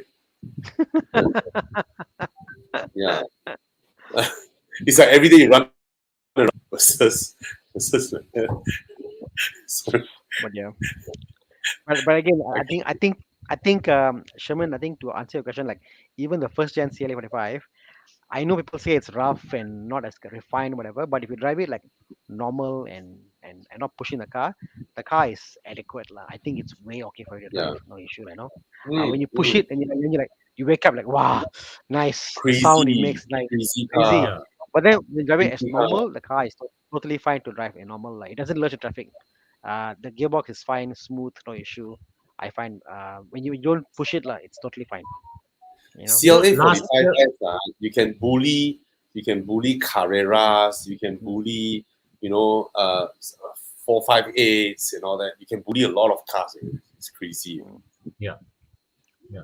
So much. Last year or year before last, I had a chance to drive the CLA 45S, the new one, back to back with the A35, and I felt that the CLA is comfortable. The 45 is comfortable enough that it renders the 35 quite pointless actually. Price How much point. are the difference? 150K difference, right? Thereabouts, yeah. Or 100 over K difference. Yeah, Mercedes will have a big price gap for sure. One. So Yeah, I do. so I, the price gap would be A45, A35 plus Sir Audemars Piguet watch. Yeah. Yeah. What's this? What does you want to show us? this CLA for A in the number Greek. Oh my Oh, god. Hey, but Shit, this is KL what? yeah. That's Yeah, it's a Panchalaling. mad car. Yeah. It's a mad Obscene car. car. It's so fast. It's crazy, man. mm. Yeah. The The Mercedes four-wheel drive and all 45s that. are scary. Ooh. Scary. They outdo Audi. Both brands now outdo Audi in what Audi does best. Yeah. Yeah. Yep. All right. Apa lagi? Okay, how's Isaac here? Isaac asked a question. Driving the CC now, the Volkswagen CC, and Tiguan currently looking to go to Mini. It's always a good decision. How's Yeah. the maintenance for the Mini Countryman and Mini Cooper? Something more Uh, funky and lifestyle oriented. No problem lah. Maintenance, easy Mm. maintenance no Yeah. problem lah. I mean, this case will actually be more or less the same as Volkswagen. No, Volkswagen going to Mini, it may actually cost less. Yeah. yeah. Volkswagen parts are not cheap lah. Put it this way. They're, to me, like anybody who has a Volkswagen, I always tell myself, wow, the parts are the same as Audi prices. The same parts, But they are the same thing, right? They are the Same thing. Correct. To me, they are peers. To me, Volkswagen and They're Audi, peers. they are peers. So But I don't see but the price point what you buy an Audi for and what you buy a VW for are way different. Then you But pay the same see- price of maintenance wise, and you feel like a bit sakati lah. Yeah, CBU, know? CKD, no choice lah. That one CBU, Yeah, CKD lah. It's not that Audi is that much better. I mean, as Malaysians, we have to understand the Malaysians whole lah. CBU, CKD thing. I mean, Mm. you can never compare a CBU to CKD. Yeah, cannot compare. Mm. Nitish would asked quite a few times when will the new facilitated expander be in Malaysia. I don't know, so just wait Yeah. and see. It's Very soon, I think, because obviously when the new Alza came, it would have affected the sales of Expander, the sales of Avanza or whatnot lah. All this would shaken down. Expander is So- the best seller for Mitsubishi now. They are the best selling Yeah. items they have. I mean, Must push Alza them. arrived, sure impact Expander sales big time one, right? Yeah. Mm-mm. Especially it's so high spec, and then everybody loves the way it looks, So Yeah. so it's still affected one. So Mitsubishi must be planning something one.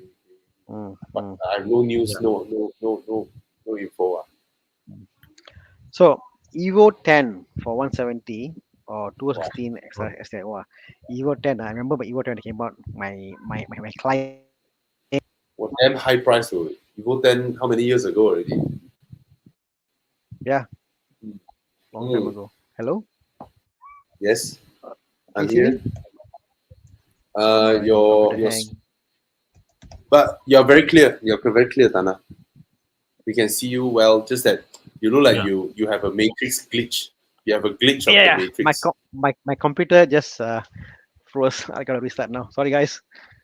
Oh. But you're still here. Okay. Yeah. Okay, we started. Okay, come. We are on our own now. And Evo 10 170K. I mean, which one you like, you go lor. But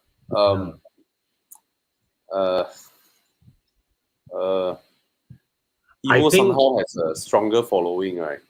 I don't know. And I think the way these things go, right, they just somehow 170K for an Evo doesn't sound expensive. Fucker, HP 2018 Lancer Error 4 not found. Yeah. I mean, the WRX is a modern car. It's more spacious, more comfortable, and all that. Yeah. So I have no answer for 2016 is this. still the 2016 is still the previous Gen one, right? No lah, the current already. No. The current already. They haven't been launching new ones. But you know the Evo won't budge. You buy 170K, you use 5 years, 6 years, right? You might be able to sell 200K. I That's the would thing think with so Evo. easily. You buy a modern WRX, right? It will depreciate following the normal depreciation curve, and then and because they will still be launching WRX, so it will not have the resale Yeah. as the Evo. The Evo very Yeah. likely you buy 170K, you enjoy this to sell at more or less this price. Yeah. All right. Mm. Quick one. This one. The W206C300 is very fancy, very tacky, and drives a lot better already. Then the 205. Then the two, I mean, not a lot better, but the whole car feels quieter, plusher, and more luxurious. And you really feel like you bought a next generation car, to be honest, compared to the 330i. Yes. If you put these two cars, right, to someone who doesn't know cars well, like, they would have thought both cars are at least 10 years, 15 years apart. When you look at the interior and everything. Yeah. They would have thought that, So that's the plus point of the W206C class. In fact, if you look at the W205C300, right, same year with G20, same resale, same price resale. Yeah, exactly. Then you would have, that would have been a telltale sign that your W206 value would be super strong. Okay, but it's also a bit more expensive than the 330i as far as I remember lah. Yes, it is. So are you someone who is aftering a nice Saturday Genting drive using your 3 Series? For if not, I mean, it's not that the C-Class cannot do what it does. It will still do. But if it's not just that, then the C-Class gives you more in the sense that you are in something that feels like a spaceship. It looks more expensive than what they charge you. Yeah. Well, I have to say, Mercedes, they really know how to present a cabin there. Yes. The 3 Series look so conventional in comparison. But that's the thing, BMW always have that, I'm a driver's car, the dash have to angle towards the driver, blah, blah, blah, things like that. Yeah. And, but not a fan of the facelift 3 Series, the small Kukuchao gear knob. And the long screen, right? So yeah. Hey guys, I'm fine with the long screen, but it's the small gear knob that I look right. It's like, wow, then potong steam, man. Especially if it's on an M340i, right? You'd be like, you want something more substantial, as a driver's car. I really think BMW needs a new head of design. They really need someone to come in and consolidate everything and provide them a proper direction to move. BMW now is a bit everywhere, like it's like it's like a headless chicken in terms of their design, running around like a headless chicken. Yeah. You remember? You remember recently we reviewed the X3 facelift, how they integrate the current aircon vents into the X3. It was like, wow, a bit jarring. Bobby, when you see the EQS, that whole display, EQS, that's the future of Mercedes. And I can understand, I can believe, I can appreciate, you see. At least you see the vision is there. BMW has no vision. Yeah. What's the vision? Everywhere. Now, right, the new generation BMWs, right, same model lineup within the same current gen, right? I think they have four different infotainment, Oh, cannot hear me? Sorry. I'm still here. Hello? Yes, we hear you. 1, 2, 3, clap. Oh, fuck. Thana is frozen. Oh no, sorry, I missed your clap just now. Con, I want to see how lag I am. 1, Okay. 2, 1, 3, clap. clap. Okay, that's about 1 second later. I see your clap. It's half second to and from lah, I guess. Yeah lah.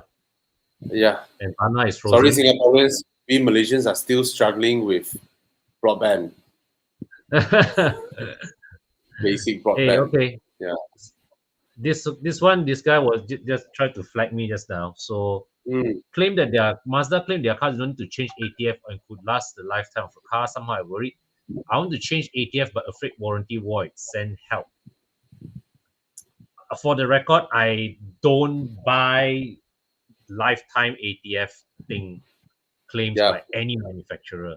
However, if you're buying a new car, no choice. You want your warranty, you follow their advice. All right. Yeah. So anything wrong throughout that period, they are responsible for it. Yeah. All right. Don't touch if you want your warranty intact. Yeah. Yeah, just like that. Then once the warranty has ended the oil, right? You just But I also got this advice before, and if let's say like you did not change your oil after like 80 or 100,000 kilometers, right? Just don't change it at all. You know, just drive it until the gearbox condemn and change the gearbox and rebuild.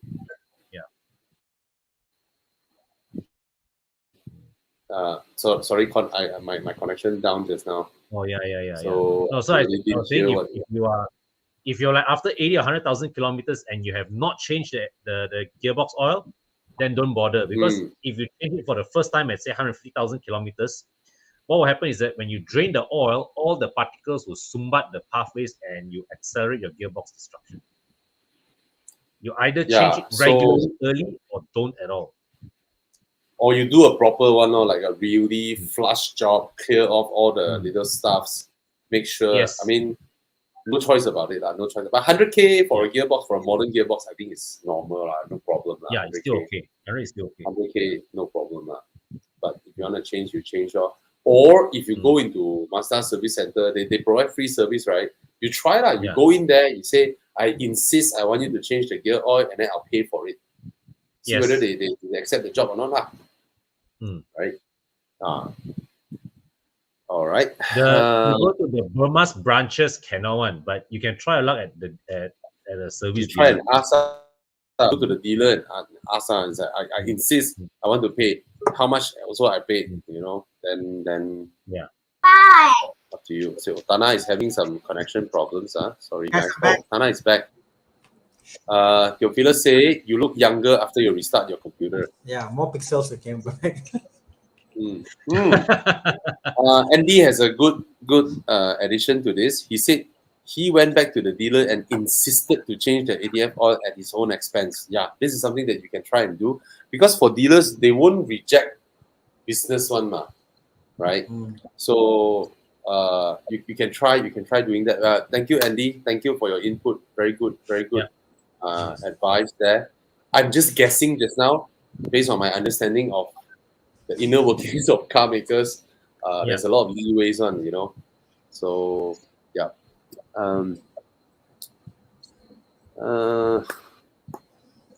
What other questions do we have? Okay. Golf R is more comfortable, you know, more accessible. 45 is crazier in a way. But the 45 is way more different level than Golf R. Visceral. Yeah. Visceral. It brings you places. This way. It brings you places, man.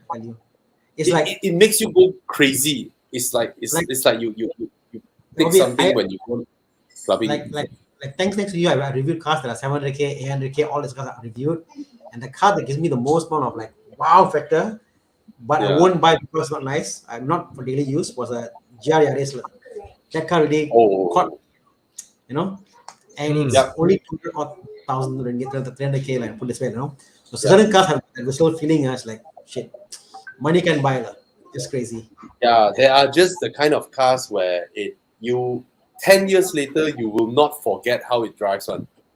Yeah. These are the kind of cars that imprints a strong impression in you that is lasting.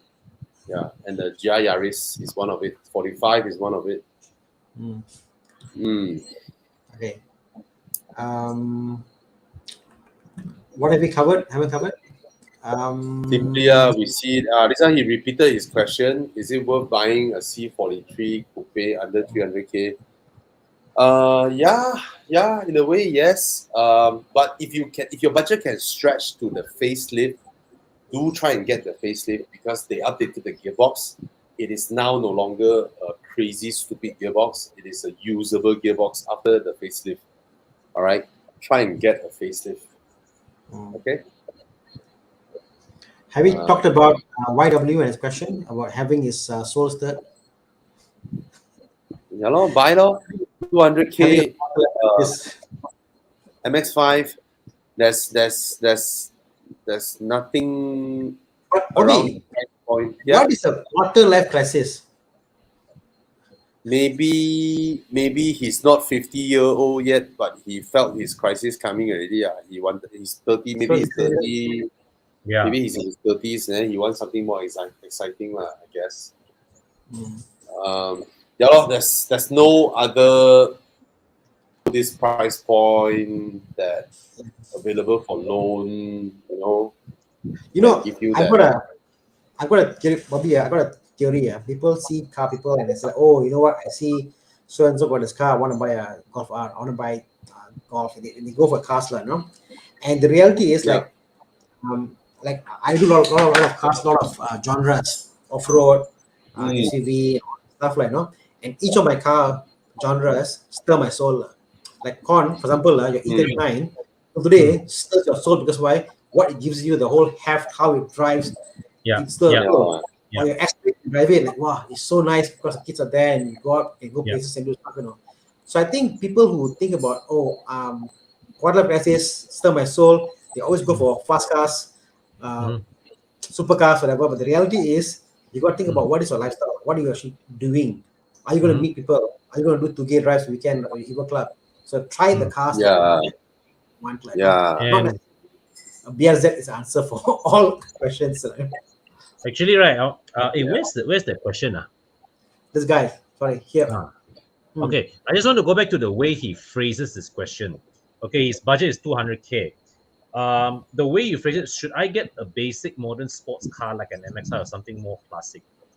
It seems to me that MX-5 is something that he's settling as what he perceives to be a sensible choice. He seems to be more to gravitate more towards a classic. So just bear in mind that if you're going for something more classic, you're not eligible for loan. You will have more your upfront costs will include a significantly larger chunk for repairs and whatnot. But I would say work within your budget and get what is closest to your dream. Sorry, I cannot process what am I looking at. A Mini doing a burnout. What the hell? All the smoke still caught inside the car.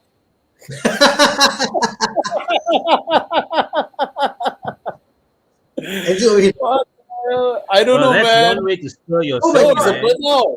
Front wheel drive burnout. Ladies, Oh. epic shit, man. This lady. What the hell, way? Walao. Crazy stuff. Okay. A mini convertible is also something nice, under 200k. Yes.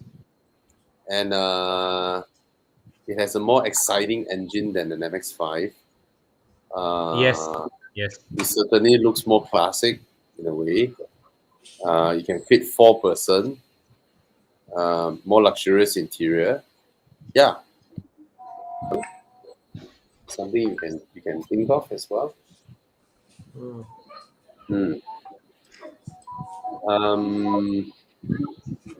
I've picked all the questions already. Anything else you see want to ask? Are you sure that smoke not coming out from the engine? Yeah, we saw the last one came from the tires. You know? No, she start the burnout again. Mike, this one cash buy lah, cannot lah, cash buy. So provided the guy is buying cash, then you can go for E93 M3. Yeah. All right. Oh, that's a nice modern classic E93 M3. Yeah. But I think even like E92 335 is also a good choice if you can. But that's half the price. Yeah. That can be had for half the price. Yeah.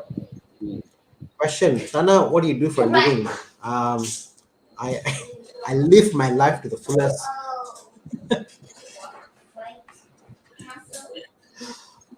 Hey, that's your answer. Then why you pick the question? Oh, I don't have to answer. I live my life to the fullest.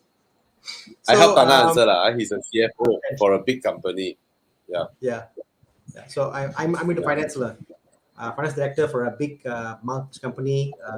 We have operations across the world, and I do my job is to say do this and do that, like, you know. And on my free time, I do videos and YouTube to help people out. And hopefully we can inspire people to get in the car scene. And what are you showing, bro? Yeah, that's what Thana does during his office hours. No lah, don't do that. No, the worst part was my counterpart and my boss in Houston and they watch my channel, so they go like, "You're very free, yeah." Oh, Okay. Okay, no. Yeah. So yeah, and hopefully inspires you to go and live your dream, like, if you think about my chapter with Bobby, 4 years ago I met Bobby. 4 years ago, 3 years ago I met Bobby, and then now I'm helping out all this stuff and making more crazy decisions like on buying cars. I mean, put it this way, you know, some big companies, right? The employees always wonder, like, hey, middle of the afternoon, why the CMO, CTO, CEO, CFO all playing golf one? Yeah. And Thana did not go play golf. Put it that I don't way. play golf. Yeah. Home, I mean, when you're high enough a ranking in corporate, right, you have a lot more free time than the lower level staff. Put it that way. Right. And the reality is you work around the clock. Like now I have a call now at night at about 11, 12 o'clock. Someone will call me up from UK and I'll be talking to them about work, like, and that's the reality. You work around the clock. So yeah. All right. And apa lagi question? Wow, Sean, happy birthday. Birthday, Sean. Yeah, happy birthday to Sean. And if Jerome is here, his birthday is actually early. So and Sean for hosting us while we're in Singapore as well. Yeah.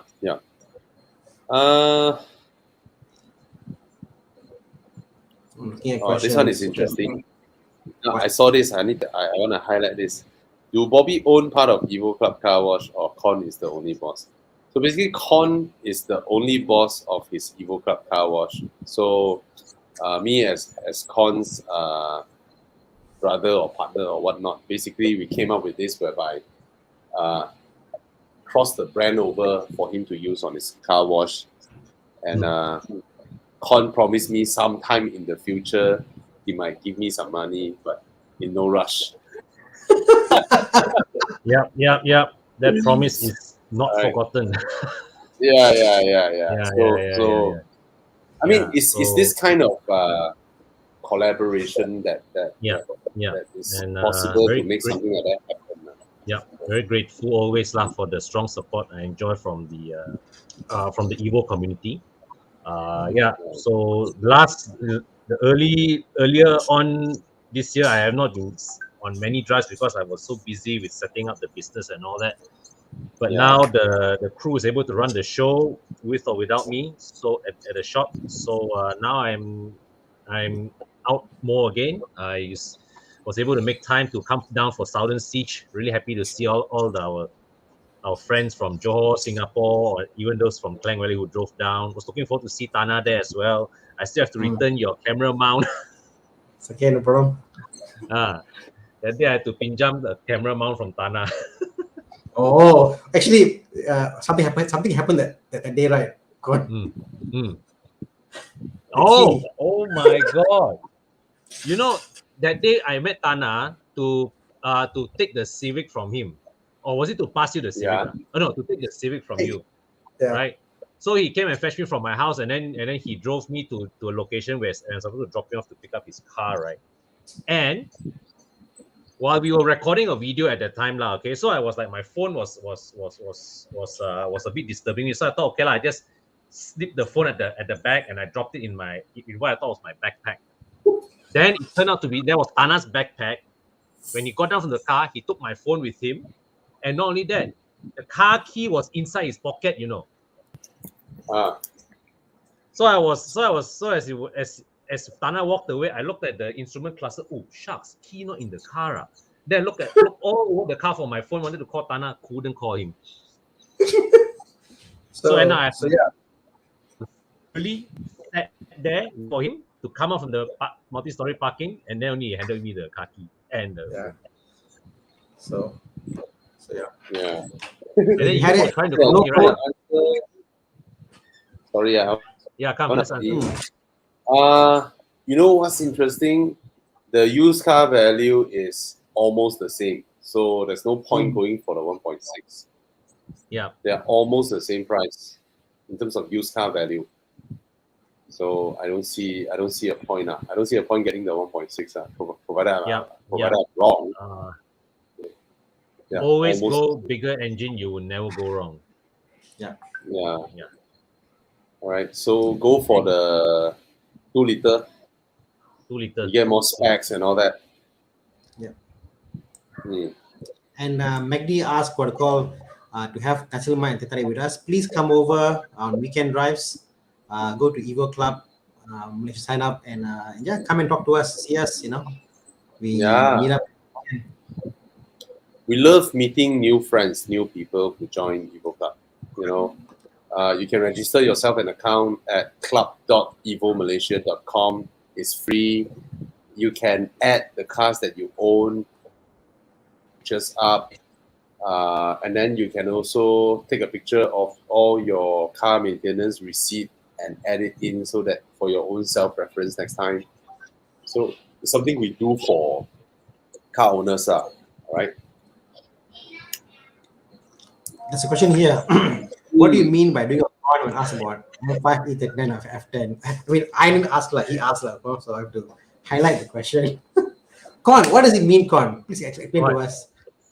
What does it mean? I don't know who answered this question in the first place. Yeah. So I'm not sure. I was away when someone said this, but yeah, go after your dreams, whatever it is, never stop dreaming. Okay. Siapa lagi kita ada? Ioniq is the 219 Ioniq. And Ioniq reliable and maintenance expensive. Looking something within $65,000 and driving a Kia Rio. So many other options, I guess. The first thing comes to mind. I mean, if you want something fuel efficient, means you want to save money, right? So if you want to save money, you buy a hybrid car. It's about wasting your money now or later, right? Because there will come a point whereby the value just tank like that as the battery gets old. Right. And you buy now at 65K. Right? These are from the first owner. The first batch of owner, they will put it at 65K. After you buy it, you register it, right? You try and bring the car to a dealer and see you want to sell it. You see what kind of price they will take it in, So it's you have to understand that saving fuel, your notion of saving fuel is to save the world or to save your wallet. If it's to save your wallet, you go from a Kia Rio SX to Ioniq. Speaking, you're not changing segments. The cars are more or less the same size. Of course, maybe the Ioniq has a larger. That's about it. So you might want to look harder. If you want something that can last you a longer time, long distance, 60 over 1,000, you can get a used Accord, and Yeah. those cars have really strong resale from here onwards, and they're more spacious, and they're also very fuel efficient, and you don't have that sudden dip in resale. You just have a very linear depreciation further down. So that might be a better choice for you. And long distance in the D segment, even though the Ioniq is very well built, it rides like a D segment, but it's not D segment size. The rear seats I sit in, my head lodged on the roof. So if you come from a Viva Saga basic motoring, you ask me an Ioniq, I say go ahead. If you come from a Kia Rio, yeah, the engine is not powerful at all. 1.4. But it's also a BC segment kind of car. Yeah. So say take your budget and get something like a used B segment. Then you feel like you upgraded. It's more spacious, more usable. You can own it for a much longer period of time, and that saves you money in return as well. And the Japanese D segments, right, are quite fuel efficient as well. They are not guzzlers. Yeah. An Accord 2.0 with a 5-speed auto, right, you can pull 110, 120 kilometers per hour with very low revs. So this is fuel saving as well. Yeah. See, I'm seeing Accord 2014 about 60 plus K, around the same price as your Ioniq. Very nice cars. These are very nice cars. They look good. They're spacious. They're well built. This Accord, you still look the part as exactly. It still look like a year 2020 car. Yes. Yeah.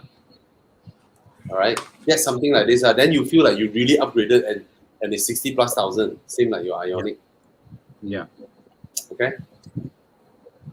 You can go for the 2-liter. The 2-liter is very fuel efficient, and Honda tuned the gearing well so that it does not feel underpowered. Yeah.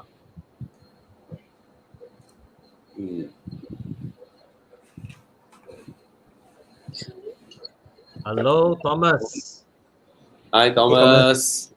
We miss you, Thomas. We miss you. What time is it now? I'm in Greece now.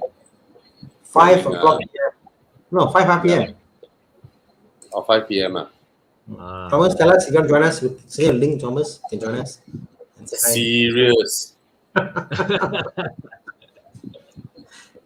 Thomas come join just in time for Dude, Where's My Car? Yeah. CX-8 turbo, no problem.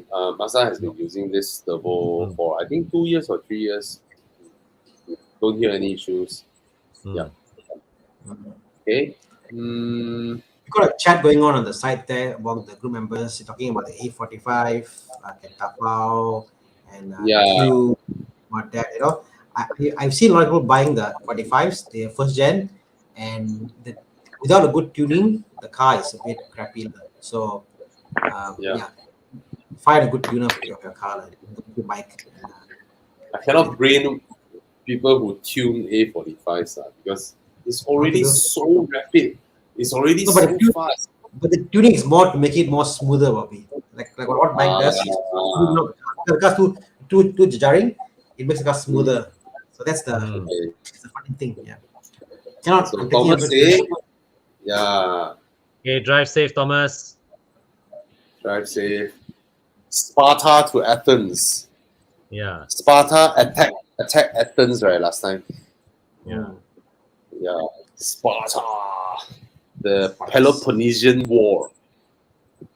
Peloponnesian War. Yeah. All right. Okay. What else? I don't think we have used Where's My Car this week. No, I don't think so. No. Is there a good second-hand? Sorry, I was saying. Yeah. No. Is there any good second-hand fuel efficient car, City? So looking at buying an E39 earlier. Well, he actually has an E39 from his earlier one. He drives a 523. So E39 is very fuel efficient on the highways, but when you have stop-go traffic, the consumption shoots up because I suspect BMW tunes the engine to run rich on idle and on stop-go, so it keeps the engine cool. It preserves the engine's lifespan. That's why on highway traffic, right? If you drive it within without stressing the engine, you can easily get single-digit fuel consumption figures. But Hey, on Connor. yeah. Oh, sorry. Down on Yeah, go ahead, fuel go ahead. consumption, right? Yesterday, I drove back from Singapore, right, Huh? to KL. Ah. You know what's amazing? What? It was a rainy day. Yeah. The rain was crazy, and it took me like close to 8 hours Yeah. to reach back to KL lah. Yeah. Because I went in every alternate rest house. I was so tired. I'm driving alone in my Aston. I was so tired, and I went in every alternate rest house to rest for like 10 minutes. And then I reached home, right? I use about 3 liter of fuel. That's not bad. Yeah, for a 6 liter. That is not bad. Yeah. That is not bad. That is not bad. Yeah. Okay, sorry for that. Fuel consumption. I mean, second-hand good fuel efficient car. Well, it's too well. It's so broad. There's so many out there. Yeah, my V. It's small. Has to be a small car. Smaller the car is, the more efficient it is. So there you go. Apa lagi? This one, I think no issue. You can go and just buy the Countryman and use it. It's not crazy. I mean, mini maintenance is normal. Yeah, you can go ahead and buy it. They are reliable. There's no surprising stuff. Nothing one is considered low maintenance.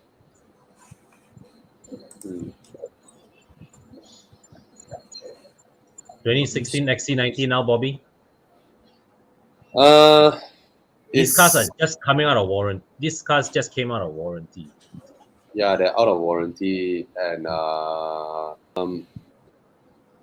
somehow, or their components, right? Their hybrid components, right? Somehow are pretty lasting, but as affordable as they are now, I think they should be around the 170K, 180K, around that range. It's damn worth buying because of what you're getting. A very powerful, reliable engine, reliable gearbox, really nice interior, blah blah blah blah, and all that. But it's out of warranty. It's a plug-in hybrid, and if something goes easily, you will need to spend 20-30K. Is expected. So you just have to remember at the back of your head, make sure you have access to 30-40K funds all the time, and just enjoy your car. Like earlier on, the guy who asked the question, Adrian Schmitter, he has the first batch of XC90. He used the car until 250,000 km or 280,000 km. This car got no issues. Right. So, I'm right. 160K plus 170K like that. 170K. So, it's damn worth buying. Good value. So just make sure you have the funds ready, that whenever those components go, you buy, then it's a new one. Then it's okay. Yeah. All right.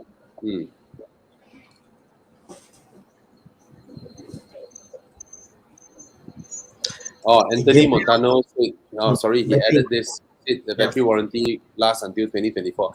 But that's the thing with hybrid cars and car makers. I tell you, they say the battery warranty is 8 years. But the problem with plug-in hybrids, right, is most of the time it's not the battery, it's the power units. It's the electric power units. And they didn't tell people those power units are not included in the 8-year warranty. I mean, your battery, the whole thing, right, won't just fail like that. They deteriorate, but they won't just like the whole battery fail. Correct. But it's the power units. Those things goes, they go. So I'll give you a it's not like stat, Robbie, the battery comes with it. Yeah. Out of the 300 people in my Audi A6 group, hybrid battery, hybrid batteries, 0% people change the battery. The one that changed the 2 people because of an accident, because of flood, something happened like a damage, like, no? Yeah. Battery never fails. You know, Yeah. it just loses capacity, but that's what it never fails. So, Yeah. It's always the other components, right?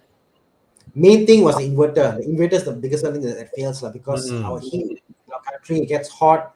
And if you look at all the hybrid cars, because the design of the cluster in this cars, they don't have a temperature meter for the engine, and no temperature meter for even the coolant temperature. They don't have anymore, and it's an error they show, you know. So not having these two things on a modern day dashboard significantly hampers you to monitor the car, because the temperature goes up and down, and you get scared, and they've removed that from modern cars. And that is the main reason why I think people can't see the problem happening before it happens. I know. Yeah. In my opinion. Sorry, Thana, just now you wanted to highlight something? This one, right? Oh yeah, this guy. I think the concept is, if you want a German car, would you get a Japanese car for everyday use to avoid tension, or stick with German for a symbol of status? I don't see German cars as symbol of status. I see all the German cars, Japanese cars, even a Mazda, is all are pari passu, all are equal standing, like, no? Exactly. I think we are no longer there, we're no longer in that old mindset, Sorry, Gabriel. Yeah. So, if you are asking these questions, that means you want to save money, right? So if you want to save money, you can buy another car. You're wasting money, right? Yes. Or another car's depreciation, initial outlay, cost, all that would definitely be more than the cost of maintenance of a German car. So the German car isn't that unreliable until you need another car. I don't think this is a good strategy. It's always and cars actually deteriorate due to under usage also. Remember that. Yeah. Do remember this. In Europe, whatever German cars that you fear, they are taxis over there. They rack up 500,000 mileage, 600,000 mileage, 700,000 mileage. It's normal. All right. Okay, I want to answer this one. It's not answer, do you guys think we've moved from engine capacity based road tax to something else? I've said this quite a few years already. I think road tax should be based on the insured value of the car. Correct. The reason for tax to exist is to take money from people who have higher income to the government. That's it. And then they come up with excuses. They come up with all kinds of excuses to make it seem like it's a fair thing. They will tell you environment fuel consumption all this nonsense, or weights of the car. At the end of the day, they are just trying to create a system that looks fair, but actually they want to tax the higher income people to help offset the cost of governance for total population. So in that sense, right, last time they based on capacity, and then they say it's for environment, but that's because at the back of their head, they know that richer people wants bigger engines because they go faster.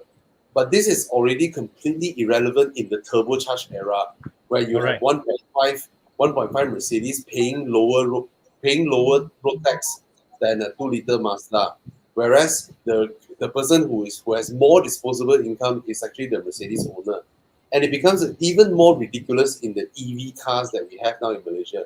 That tells you how stupid our government is. Eevee, no capacity, okay, free. It's like, and then earlier on they charge by kilowatt, and then ends up someone buying a 170k mini Eevee having to pay like 3k road tax or 4k road tax is stupid. So I always say that it's based on insured value, then you have a very fair system, because it's fair. It is very fair. Yeah, someone who bought a E39 back in year 2003, right? 100k for the car. he is a high-income individual. He deserves to be road taxed in that way. But he continues to use the car until now. He is in his 58-year-old or 62-year-old. He already retired. He don't have that high disposable income. You still tax him the same way. It's not fair, right? But if you tax him based on the insured value, which is his market value for his car, then it's fair, right? Then it's a better parity. But of course, I know when this comes in, a lot of people who buy like Myvies, Axia, you will scream. You say, hey, this car only 1 liter. You suggest 1% of insured value. I insure my car 40,000. I need to pay 400 ringgit road tax, right? But that's the give and take, because that also means that you can buy some other higher displacement car and enjoy that car without paying that high road tax. So that's my suggestion. I haven't seen a better one. Actually, I agree with you. And the thing is this, it's you think about it, right? Even this is something that nobody can cheat the system with one. If you are driving a 200K car worth, you will not cheat road tax. Just so that you will not cheat the road tax to pay 150,000 to insure your car 150,000, because what happens if something? What if something happens? You can't. I mean, the reality is these kind of cars, if it's an expensive car, they are insured by the companies. They won't allow you to happen. Another thing I want to tell you is like tax in principle is a way of taking. It's a wealth thing. It's about wealth. All the loopholes we see, GST, VAT, all this is to counteract the loopholes. Oh, people can't loophole is there. Why is it tax and all this that cover loopholes? So it's money, simple as that. It's based on value of and that's why in Europe you see everything is GST, SST, VAT, everything you buy, grocery, everything tax. So is on consumption. You consume more dollar, pay more dollar. Simple as that. And we are nowhere there. So yeah. Thana, do you think something like this will work? If the whole country has no income tax, totally no income tax, but every single transaction that goes through the banks, all right, the government takes 0.1 or 0.2%. It'll work. I mean, I would say that if you have, there's no income tax. The thing is, income tax is stupid. Again, I'm a tax guy. Income tax is stupid because of this. And I do tax for the rich, my previous life, my personal, okay? None of the rich people I know pay taxes. None of them. All of them pay. They say they come and tell me, Thana, next year I want to buy a Mercedes. How much should declare my income? Not to say what my income is. They declare the income of what car they're going to buy next year, or they're going to buy a house next year. So the companies will pay them the salary. That's how it works. So the reality is, the one they're paying taxes now are the ones that are forced to pay. And who's forced to pay? The income earners, the employment income earners. Not business. The ones who are really struggling, the employment income earners. So it's a very unfair system in Malaysia, whereby the one that is hurting the most employment income are the one paying the most taxes. It's totally unfair. I read something from Robert Kiyosaki. He said he has zero money in his bank. He has zero income. So he don't need to pay taxes. All his money, he buys shares. And then from the income of those companies, either he buy a property, rent it out, or basically he buy a lot of shares, and then he use the share as collateral to take debt from banks, and the debt is his money to use. That is his income. That is overseas, Obi. In Malaysia, even better. In Malaysia, all capital gains tax from shares isn't taxable. It's just even better. When you tell it to someone in Australia, when you buy and sell shares in Malaysia, don't get taxed. They're like, are you serious? So you take all your every income, you go and buy share, right? And then he take a loan against the shares. He take a loan against the share and use the loan to buy property. He don't need to pay tax. Yeah, Malaysia is very archaic in our tax laws, you know, and the only country in the world that I know of, I think, that maybe a smaller, that the individual tax is higher than company tax. What stupidity is this we're living in? You pay more tax as an individual in the high income bracket opposed to having a company. And it's worse for people like myself or Con, you know. We run our little small business, right? Our business pay tax. Because when we run our own business, right, it's like left pocket, right pocket for us in our perspective. So our company pay tax. After that, ourselves, we pay again. Wrong, Bobby. But when the company pays taxes, they declare you as an expense. So every dollar they're paying you, they're also paying less taxes also. So in that fact, actually, it's not the case, you know. No, on paper for you, yes. On paper for you, yes. But for us, right, the same cash flow for us. No, you understand? No, you can't be taxed twice. You either pay tax the company profit, or the profit goes to you as an individual as income earner. That's not fair.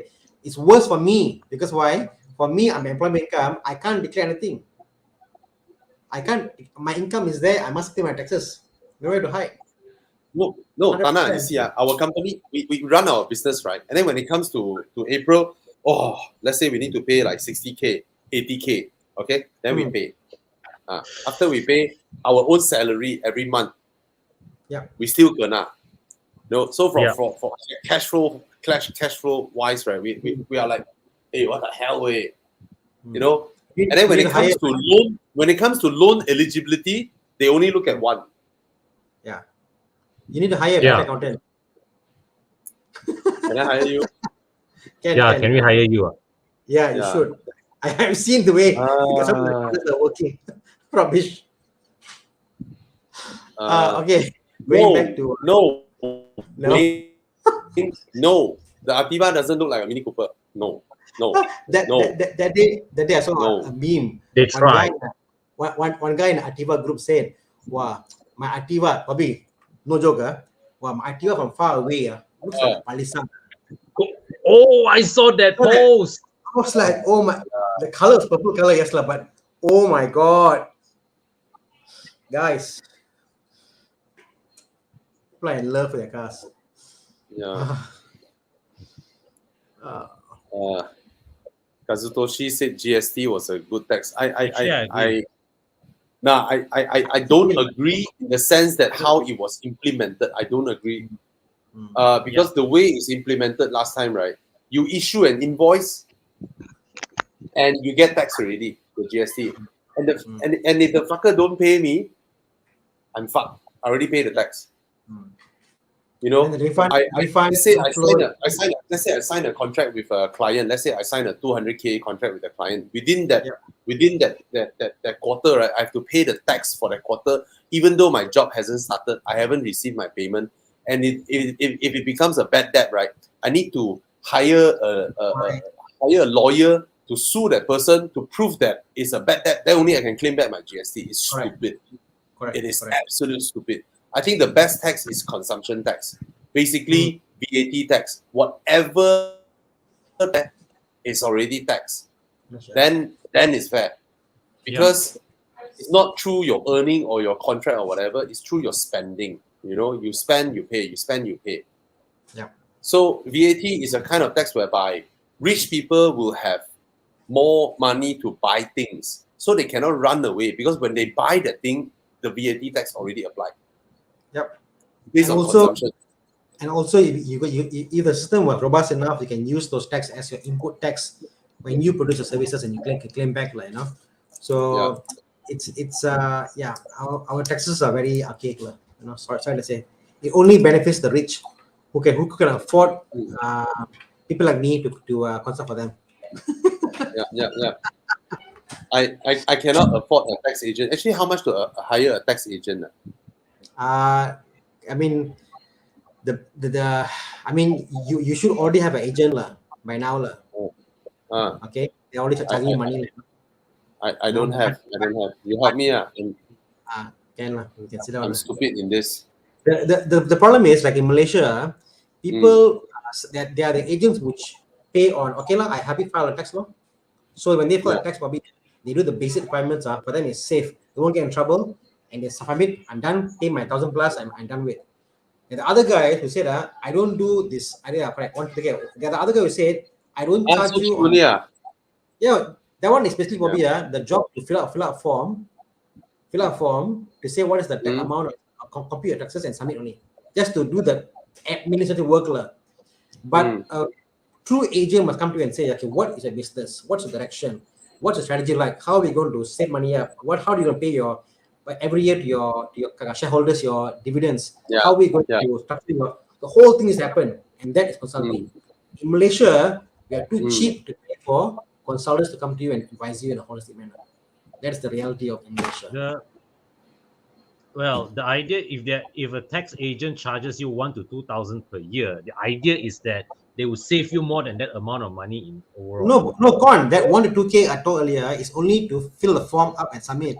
Is the administrative part, not the strategy part. Understand? Understand.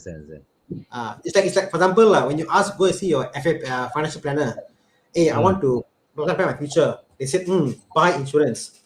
That isn't planning for planning, correct? Yeah. The idea of is about thinking, okay, this is my wealth, how much I earn, where I put where my thing, how do I plan? That thing in Malaysia doesn't exist. It's a fact because people are selling products to you, But so how? You need to be learn. You got to go and learn yourself what to do and think about what's your strategy to save or that's the unfortunate thing in Malaysia, Yeah, man. Anyway, come back to car stories. Panamera 3.6 or 3-point diesel. Why are Porsche Cayennes and Panama diesel 3.0 cost more than the petrol 3.6 740K? Top spec, no? Because they are fast. Yeah. They're also a top spec, isn't it? Yeah, the diesel is higher not spec. sure. Not top spec per se, but the diesel is higher spec. It's a higher spec than the petrol. Yeah.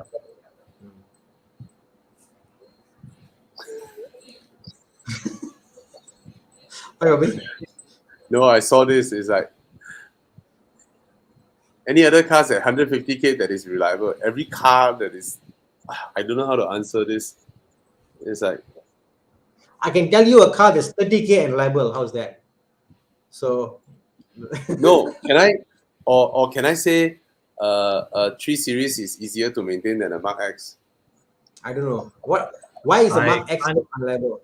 I wouldn't. It's not unreliable. You just everything you need to find, right? It's not that it's not reliable. It's that it's not officially available here. There are so few around. True. Yeah. It's not like you know German cars, right? You have apps or you have websites. You go there, pick your model, pick your year, pick what you want. Credit card swipe, boom, the parts will arrive. So basically the availability of everything and so I have a Recon JDM Toyota.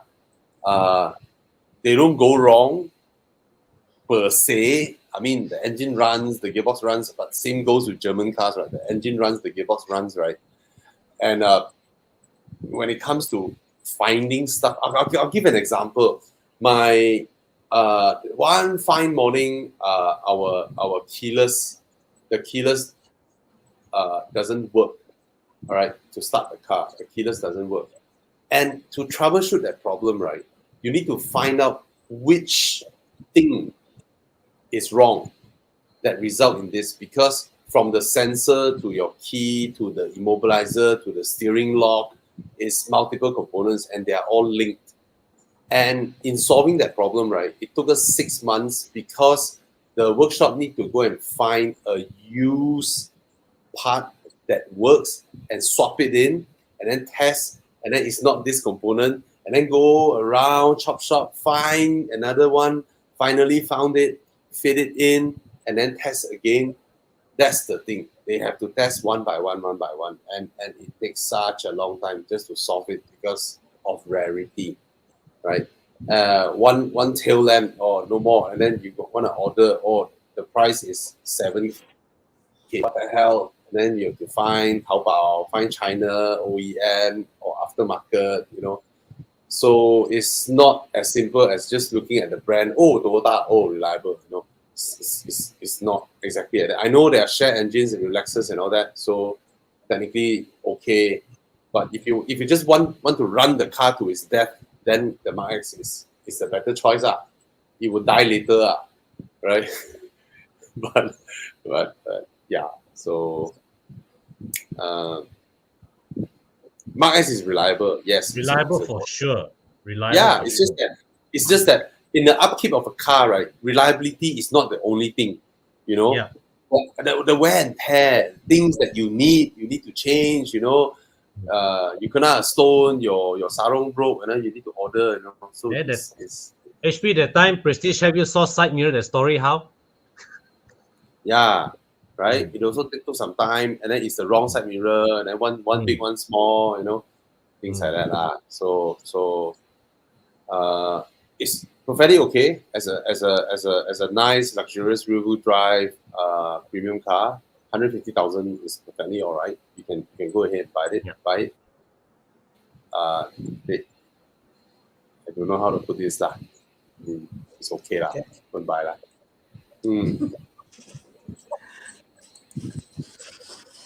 Okay.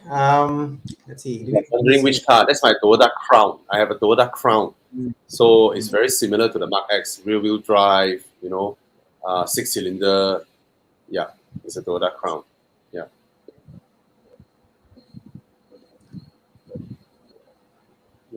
Okay. I feel Thana, lost which one without your show? tax. No lah. I used to have a firm before in my younger days. Not younger days, like earlier. Thana do this to escape from his day job. You ask him to go back to his day job. Exactly, right? I repair on cars because it's easier. You know, I repair cars is easier than trying out with all the strategy from at work and stuff. So yeah, this is my fun time. Jump into ask a liable question. Okay. So guys, any questions you have, please indicate them. If we missed you, then we can probably do that for you. Which Italian car would you wouldn't you have? Would you have? What car you like to have? Like Tesla, Ferrari, Lamborghini, or Alfa Romeo? Well, Alfa Romeo and Ferrari put same, and that's how to pick Alfa. I think every car guy's dream is to own a Ferrari, right? Ultimate. Yeah. You put it three-way like this, it's a Ferrari. Yeah, like Brandon here, you know, Ferrari owner. He sure knows his tax. Bobby, stick to car talk. Congrats. Wow, man. Okay, there's one on sale now. Go. Bye. There's one 135 for sale. I saw that. Yeah. No, he studies in Scotland, so he's thinking about buying it. He's thinking about buying it in Scotland. So, yeah, man, by all means, I know 140i. But then you mentioned the above has the rack top lah, you know, which is quite nice and. Oh, that's cool. Yeah, more Scottish. Okay. This is a question about our Evo Club Singapore. So he asked Bobby if Charity Coupe was a good beginner car, and he bought a 30-year-old E101. And can he join Evo Club from Singapore? Answer is yes. Bobby, the Evo Club Singapore just created recently, and we have. Let me see how many people there now. Oh, we have 50 people there now. Evo Club SG. So if you come to Facebook, our Facebook, Horizons Facebook, and PM us, then give us your mobile number, then we'll add you in. All right. But you also have to go club.evomalaysia.com and register. You register yourself. We have enabled Singapore mobile number to receive the OTP to register. Next step would be allowing Thai numbers, because I remember someone PM me the other day, hey, I'm in Thailand, you know, can I register, you know? So that would be the next step. Okay. All right. Okay. This Weekend week, road trip car. Sorry. oh, what's that? No, I'm just saying that this week we don't have what's that? Dude, where's my car? All right, and then after this, we're gonna come like So weekend road trip car. Thinking about E46 coupe. Oh, very nice. Which is about 40 to 50,000 ringgit, or E92 50 to 70,000 ringgit, which is a better buy. So basically, a coupe from the E46 era or from the E90 eras, which would you buy? It's a matter of preference, lor. Mm. it's for the two of you to answer. I like how the E46 is light enough and drives highway speeds very well. Stiffer chassis on the E36. It's very refined. The E90 on the correct engine, like a 335, is very nice. The power, the turbo, Yeah. you know, it's like you've gone through a modern era with turbo technology, like, in the E90. So yeah, it's just way different drives, like, the E92 on a nice turbo engine feels very modern. Like if the car was sold today in this era, I think it's still a modern car to get. Yeah. That's how Yeah. I look at it. E92. But whichever it is lah, E46 or E92, go hunt for a 6-cylinder model. Alex Go for a Alex 6-cylinder Wong model. said he really loves the E46 era because it is still small. Yeah. Yeah. Whereas the E90 has grown. He said that Yeah. the E46 is akin to the Porsche 997. Still analog, Yes. hydraulic steering, and the car is small and compact and lightweight, easy to drive, modern enough. And then the E92 is like a whole new generation. The car is bigger, heavier, more luxurious, and all that. Yeah. It's like me. Ask me about Shit. 36 and the 46 corner. When I compare those two models, I find the 36 is not as stiff as the 46 chassis, which is a bad thing. But the 36, you almost feel like, wow, this one is a bit risky. You have the whole excitement. It just feels a bit naughty on the 36, and the 4 feels just very refined. So Yeah. it's what do you want to get, like, at the end of the day, it's what your preference is. Oh, he's looking at a 2.5 NA only. So if you're looking at 2.5 NA, then maybe the E46 gives you a better power to weight ratio. But will the E90 generation be more reliable? Yeah, I would think so. I would think so. Yeah. Wow, E46 that small. 135 high coupe size. Wow. Yeah. All right. Last few questions. I mean, at least for me, I'm totally exhausted. Because yesterday I come back, I didn't sleep. Douglas, just get the Jazz. I mean, if you just graduated, first year of planning for the Alza in the future. Why? What does the Alza have anything to do with you? Go and aim for something else. You buy a Jazz now, okay, use, but don't Why? He's planning for a family. Why? Why? A Jazz is still a legit family car until your first baby. Yeah. Yeah. All right. Don't put an Alza as your aim. How do you guys fix cabin rattling noise for my 10-year-old Kia Forte? You can go KL Auto, look for Desmond, and try and stuff as many stuff in your car. Soundproofing thing. He will fix all this rattling stuff noise for you. Then it will cost some money. So that's the thing with older cars. It's like that. Yeah. All right. Yeah.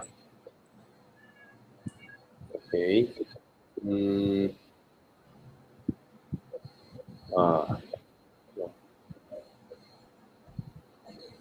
It's a very easy. Go for it. Yeah lah. Go for it. Okay. I picked the M340i, but the S60 is still a good choice. Yeah. Hmm. Sports shoe or dinner shoe. Yeah.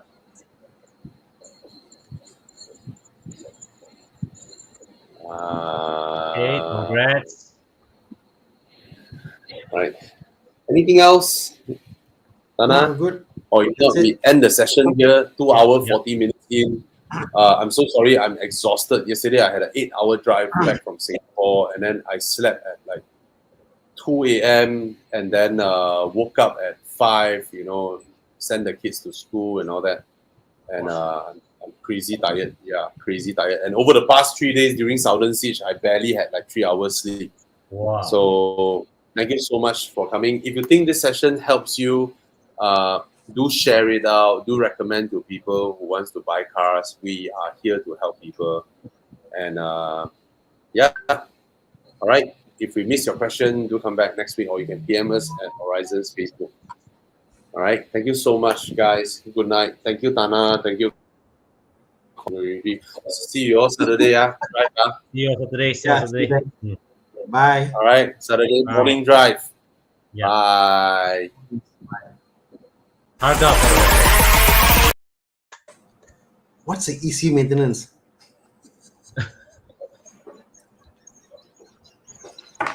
What is ECU maintenance? Corn. I heard everything. ECU maintenance. God, man. No need lah. No need lah.